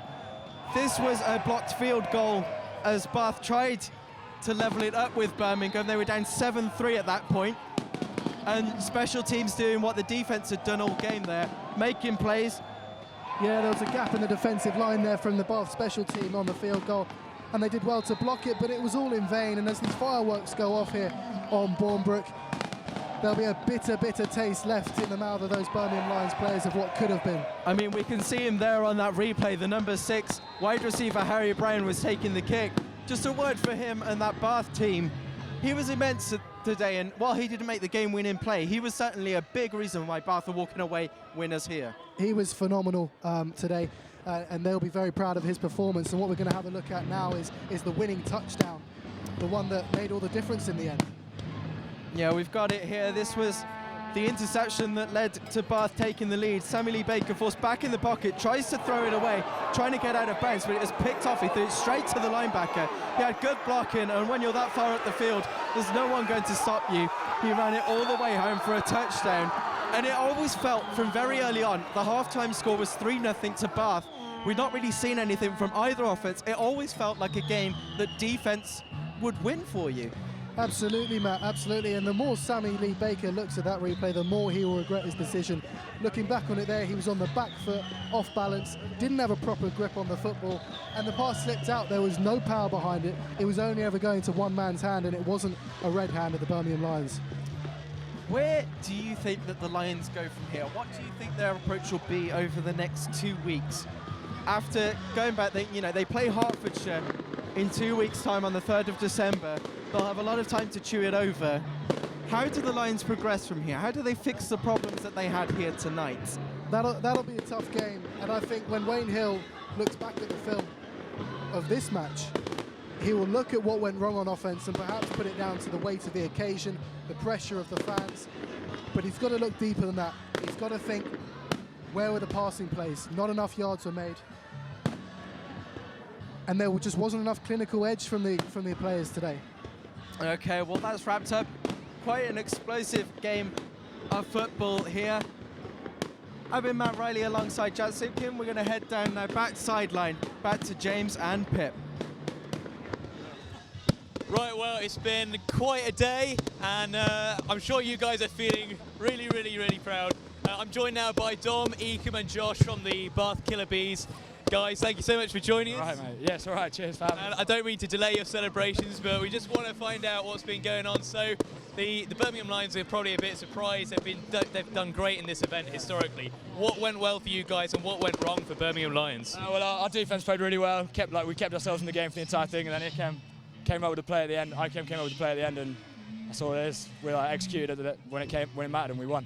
Yeah, it's all about the delivery, the execution. Yeah, absolutely. We're juggling with the words. We played 4 quarters of football. That's what it was. We balled out to the very end. We haven't done that before. Yeah. We got to play 4 quarters of football, and that's what we did. Okay, historically, has it been something like maintaining the level of play has been difficult for you guys through 4 quarters? But I mean, you did it tonight, obviously. So last season, we were beating Birmingham in the 4th quarter, and we threw it away and lost by like 14 points. But this year, we did it. We played through the whole thing, and we won. Yeah, fantastic. So this is actually the Birmingham Lions' first ever time at losing at Explosion in 10 years. How are you guys feeling right now? We're absolutely ecstatic, to be honest. The Birmingham Lions put up a wonderful game. They're an amazing team, and we have a lot of respect for them. And we're just thankful we could come here and do this. And we look forward to seeing them again. Brilliant, that's lovely. And how are you guys planning on celebrating tonight? I think we're going to go out as a team and you know, enjoy ourselves a little bit tonight, relish in the victory, and get ready for next week. That sounds brilliant. Yeah, okay, the fireworks are really loud, but taking a look at the bigger picture, I mean, guys, the Hertfordshire Hurricanes, you know, they got the better of you last game, but obviously now you're climbing back up the league table. What are your thoughts looking forward in the league? I think we want to look for getting a home playoff game, ideally, because last year we went to Stirling, which is obviously a long way. We want to get a home playoff game and then see where it goes from there. Anything from there is just, you know, happy days, really. Absolutely. Thoughts, guys? We've just really got to focus on one game at a time. We don't want to look too far ahead. We've got a big game next week against Hertfordshire away. We've got to make sure that we're very focused for that, learn from our mistakes last week. This is just one game at the end of the day. It's just one game. Brilliant. Excellent, well, thank you so much for joining us today. Thank you, and congratulations. Enjoy celebrating. I came a question. Yeah. How does it feel to score the game-winning touchdown at Explosion? I mean, it's a pretty big feeling, you know. I really wasn't feeling the best. I went down with a little bit of cramps. And, you know, they were heckling me on the sideline pretty good. And, you know, I really wanted to come back in the game and just make some plays for my team. So I'm glad I was able to do it. You did. Excellent. Yeah, thank you, definitely. guys. Thank you so much for joining us. We're going to hand it back over to the commentators. We've got Matt, Burn FM at the top. So we're going to hand it back to Matt and Jack now. Thanks, James. Yeah, definitely delighted scenes in that. They're quite happy campers. Aiming big, targeting a home playoff game, which would be huge for them. Yeah, as they mentioned, they went to Stirling in their first playoff round in the quarterfinal last year, and that's a tough place to go, not only for the distance, but for the challenge they'll face. They were the team, of course, that Birmingham beat in last year's final. As for Birmingham, Wayne Hill here, spelling it out very clearly. He will not be impressed with a lot of what he's seen today. But it's just one game. Yes, it's Explosion. Yes, it's a massive fixture, but it's just the same amount of points on offer as any other league game. They'll have a good chance of winning this division again. Do you think this will be a real test of the Birmingham Lions going now? Because we managed to, during that interview, we managed to speak to our sideline reporter, Will. And Will came over and told us that, you know, he was around the huddle of the Birmingham Lions when they were coming off. And we saw the look of disappointment on some of the players' faces. Reportedly, Sammy Lee Baker looked inconsolable at a point. How big a test will it be of their mental strength to bounce back and know that they have the quality? I mean, the Bath players said it there. This is a team that's respected by the league. Other organisations look at them, and this is how they want to play their football. They were undefeated in 12 coming into this. How big is it now, mental strength, to remind themselves, we have the quality, we can do great things, we need to go on, build from this now? It'll be a massive challenge, Matt. Last year, Birmingham Lions were the team to be. Everyone envied their league form. They didn't lose a game. They looked fantastic from start to finish in the campaign when it got to the playoffs especially. Look, this will be a massive wake-up call for the Birmingham Lions, for Wayne Hill and his coaching staff. But this is what they get paid for. This is how they earn their corn. It's by reacting to moments like this, stretching the team, taking their mental capabilities that one step further and putting the onus on them now, saying you've got to go to Hertford in 2 weeks' time and you've got to produce. It'll be a very tough game, but it's the wake-up call that they needed. I think another thing as well is we did a bit in the pre-game show.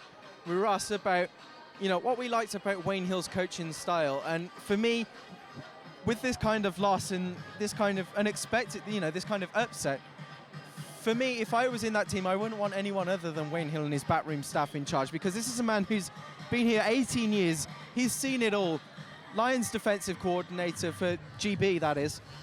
He's someone who's got vast experience of the game, vast passion. If you want a man to lead you forward, it's got to be Coach Hill and this team. Absolutely, that's why he's lasted 18 years, Matt. He's lost games before, he'll lose games again. It's about how you bounce back. Not only to mention as well, but he also last year, because of the unbeaten season that the Lions had, he won University of Birmingham Sports Coach of the Year. So he's in a real good position to lead them forward from here. He absolutely is, and the players have a lot of respect for him. They can't not have a lot of respect for him.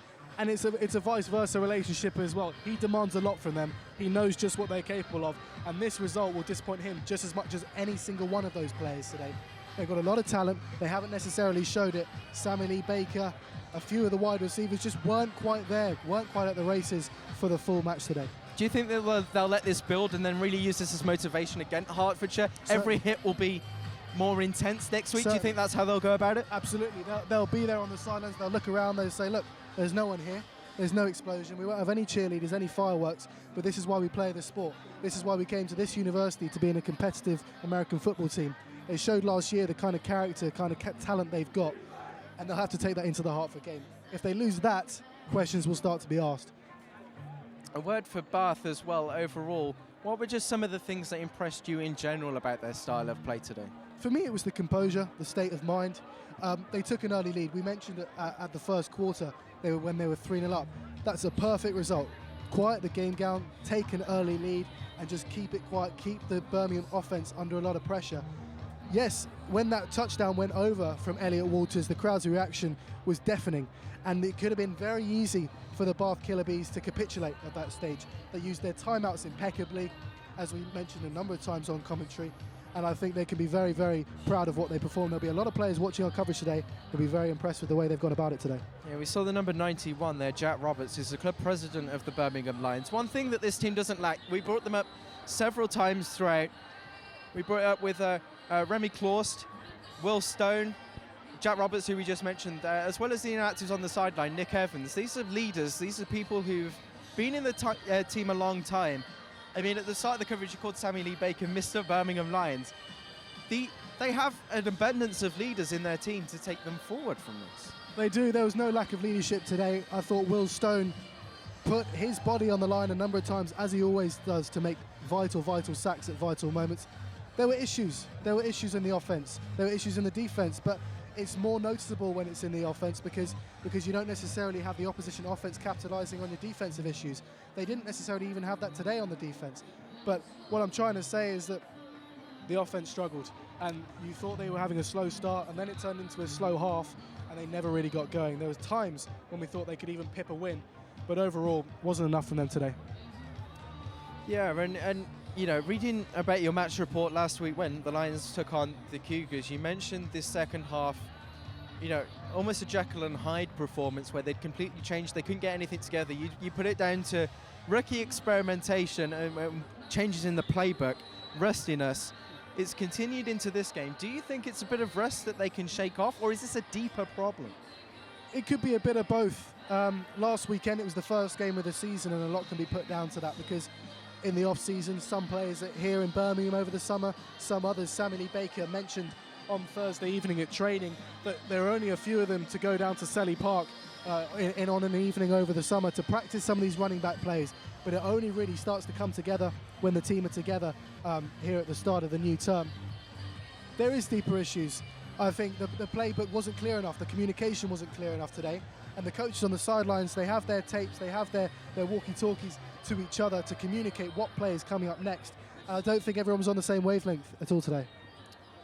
If I were to hypothetically put you in the position of Coach Wayne Hill, do you think a performance like this, and obviously what we saw last week as well, do you think it warrants a lot of changes within the side, or do you stick with it and keep the faith in what you have and just hope that it plays right, hope that they can cut out the errors? I don't think it needs massive changes in terms of personnel. I think they need to readdress the way they go about their no huddle because it worked well last weekend. They ended up buying themselves a touchdown purely because the Kingston Cougars defense was so tired because of the no huddle tactic. Today, it looked a bit Russian offense. It looked like they needed to take a little bit more time. In the end, the Bath Killer Bees weren't tired out at all on defense, and in hindsight, they need to take a step back, get into a group. Sammy needs to know what's coming from the touchline. He needs to tell his team, his offensive team, exactly what's going to happen on that play. It was just lacking today. They'll be gutted. If we now move and look at the Bath Killer Bees, as you can see them in shot there, and a word for Don Fidani, the quarterback for the Killer Bees. What was the difference between him and Sammy Lee Baker? I mean, we saw one of the areas of weakness at last year's explosion for Kingston Cougars, even though that ended up in a Lions win, was that their quarterback was able to escape the pocket, run upfield, and pick up a lot of crucial first downs that just kept the drive going, kept momentum. Now, in that game, it didn't mean anything. You mentioned that they did it a couple of times last week, and that same frailty was there. We saw it tonight. Don was able to escape the pocket time and time again, swing out to the right. He had that seemingly telepathic communication with Harry Brown, his wide receiver. They were able to make a big number of plays. Was that the difference between him and Baker today? I think you're onto something there, Matt. I think Dom Fidani had a very good game today. As you mentioned, he seemed to find Harry Brown with ease throughout the game. And I was very impressed with his performance. He ran it well when he needed to himself. He had good communication. The snaps as a general level of quality were better on the Bath side of the ball. He'll be very pleased with the performance. Harry Brown will take the headlines over in Bath. But you just got to put it together, put it into perspective. This is a phenomenal, phenomenal team performance. And a word has to go towards all of the Bath coaches that were found on this near touchline throughout the game. Their ability to manage the situation, keep control of the mentalities of all of their players, to let them know the clock, let them know what play's coming up next. They showed the Birmingham Lions how to do it today. It was a brilliant performance on and off the field. Yeah, despite the loss, you can see their pictures still being taken. It still means a huge amount to these players to play in xpLosION in front of 3,000 people, in front of the cameras that we bring in the live stream. You know, the Birmingham Lions alumni, their associations, are something that say fraternal forever. You know, I know that there's a number of former players and coaches that are watching our stream. They all still deeply care about the Lions, and it still means a lot to these players to be able to go out there, play in front of a packed-out crowd like this, put on the shirt and represent them in the sport that they love. Absolutely, they deserved every single supporter they got along to Bournemouth today. They put a lot of effort in to make these events happen. They'll be disappointed that it didn't come off this time, but we've seen over the years they have destroyed teams. Last year they got a shutout against Kingston, putting 36 points past them. They made it look easy. They loved it, the coaches loved it, crowd loved it, the fireworks went off, and it was all absolutely perfect. This year, it's a completely different taste, unprecedented. These players won't know what it feels like to lose, and it's hard to take, but it's all about how you react to this now. xpLosION as an event will not go down in the echelons at all after this result. On one level, it's not about winning or losing, it's about showcasing the sport on these shores, it's about showcasing the university online, and it's been a massive event, it's been a massive success once again this year. Yeah, and we can see the kind of spirit. We were talking about how Wayne Hill manages his teams on and off the field. We can see it a little bit with the Lions are still strewn out all over the pitch. They haven't gone home. You know, the Bath players are beginning to leave now. They obviously have to get a coach back to Bath and return to their universities, but we can see there's players still helping out. This event, as you say, regardless of the result, means a lot of them just for the exposure of the sport, for the explosion of American football in the general public's mind. And it's one of those events, xpLosION, that's sort of circled on every student's calendar of you have Vale fireworks, you have xpLosION. You know, a lot of the people attending tonight won't have seen a lot of American football, if any, but it's still one of those student events on campuses that means a lot to everyone involved. Absolutely, and the way the game went down to the absolute wire today was a brilliant advert for the game. It was a low-scoring game, and those are often the most exciting.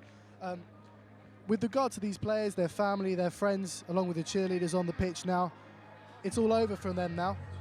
It was all optimism at the start of the day, and some of them didn't quite perform the way they would have wanted to. But that's not going to put a downer on the day. I think the crowd loved it today. There's bars, there's barbecues. It's all about the whole event and getting everyone down here.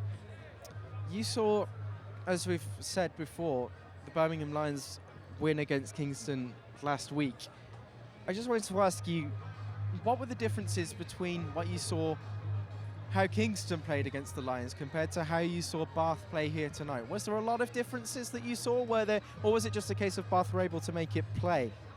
But the thing is with Kingston is they capitulated very early on. I mentioned in the pre-game show, there was barely a minute on the clock and suddenly it was half-time, 4 touchdowns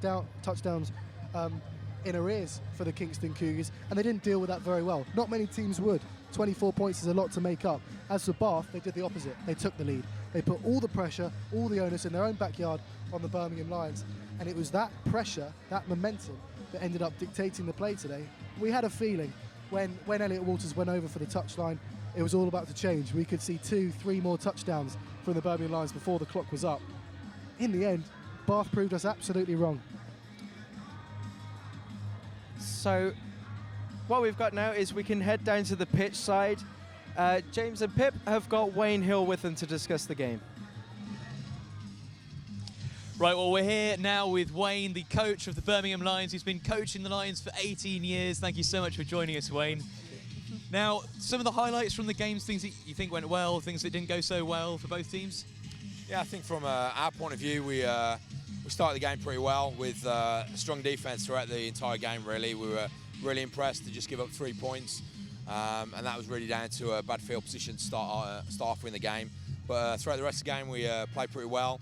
1 or 2 big plays for Bath at times, but overall I think defensively we played very good football and shut Bath down. Offensively, we just weren't consistent enough, so we need to make sure that we're consistent moving forward. I think they had some great plays on defence, and we just need to make sure that we focus on us moving forward. Brilliant, thank you. And so is there anything you think you would have done a little bit differently today, or anything you can do in the future moving forward that will help them potentially score another win at some point? Yeah, I mean, we're a pretty young team. We've got a lot of young talent and a lot of young players out there. So I think for us, we just need to focus on getting in the film room, checking what happened today, making sure that we can continue to improve and practice next week. And we've got a rookie game next week. There'll be an opportunity for those rookies to showcase their skills, and 1 or 2 of those might break into the lineup. So we just need to keep working hard, and it's not the fact that we've got to do anything different. We just got to make sure we focus, and really it was down to our mistakes today, so we just got to cut out those mistakes. You mentioned going back to the film room, looking at the play, and you mentioned you've got some new players in. I mean, one of the unique things about this, I guess, is that you've got a turnover of players. How does that change the way that you work your strategy around putting people in the best places that they need to be in? Yeah, I mean, we're always focusing to get the best 11 on the field at all particular times, both on offence, defence. So we'll try and tweak our scheme slightly, offensively and defensively each year, to make sure that we're enable that to happen. But for us now, we just need to keep moving forward. We have some young players that need to kind of get a bit more confidence in themselves, and we have the confidence in them, and they just got to be out there making plays. And we saw that they can do it today, but we need to just be more consistent. Right. Brilliant. Well, thank you so much for joining us, Wayne. No we problem. really appreciate it. Thank you very much, and thank you very much to you guys you're for filming, streaming. Thank you very much for the university for all their support with xpLosION, and hopefully we get a bigger and better one next year, and one with a win. Thank you, Wayne. Thank you so much. Thank you. So we're going to go back now to our Burn FM commentators, Matt and Jack. Thanks, Pip. Yeah, we're still here at Bournebrook, still analysing, going over what happened here at Bournebrook as the Lions ended up losing the 10th xpLosION 7-10 to the Bath Killer Bees. A crucial interception from Bath leading to a defensive touchdown, the difference between the two sides today. And Wayne in his interview there alluded to their own mistakes ended up costing them the game. A key moment of the game, especially towards the end of the game there, when they were getting close to the Bath end zone. And there was other times throughout the game in the second quarter and third quarter, costly penalties for the Lions. False starts, face mask penalty at one point on what would have been a loss for Bath ended up being a new set of downs and a 15-yard penalty. Surely they have to cut that out going forward. You can't afford to do that, right? They absolutely do, and you find those false start or offside penalties are very, very damaging to teams. So they'll have to sort that out in the future, because they've got a lot of time to work on this team. They've got 2 weeks off now. One thing quickly that Wayne Hill alluded to was that they didn't have the field position in that first half. We were often noticing when they had the offensive team on the field, it was right at the wrong end of the field for Birmingham, and they just couldn't get out that situation. It was a horrible mess they were in. Absolutely. Well, Jack, thanks for being alongside me as we commentated this shock result as Bath run out 10-7 winners. Problem. For Burn FM, I've been Matthew Riley alongside Jack Sinkin, and we'll head back down to the sideline with Pip and James. Thank you so much for tuning in and joining us today on the Bournebrook pitches.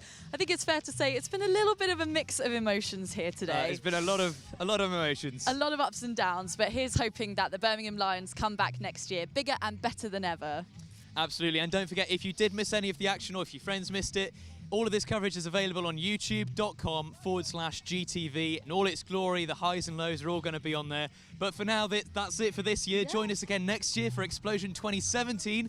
There'll be just as much action then. And for now, it's goodbye from us. So Goodbye. Thank you for joining us. Thank you very much.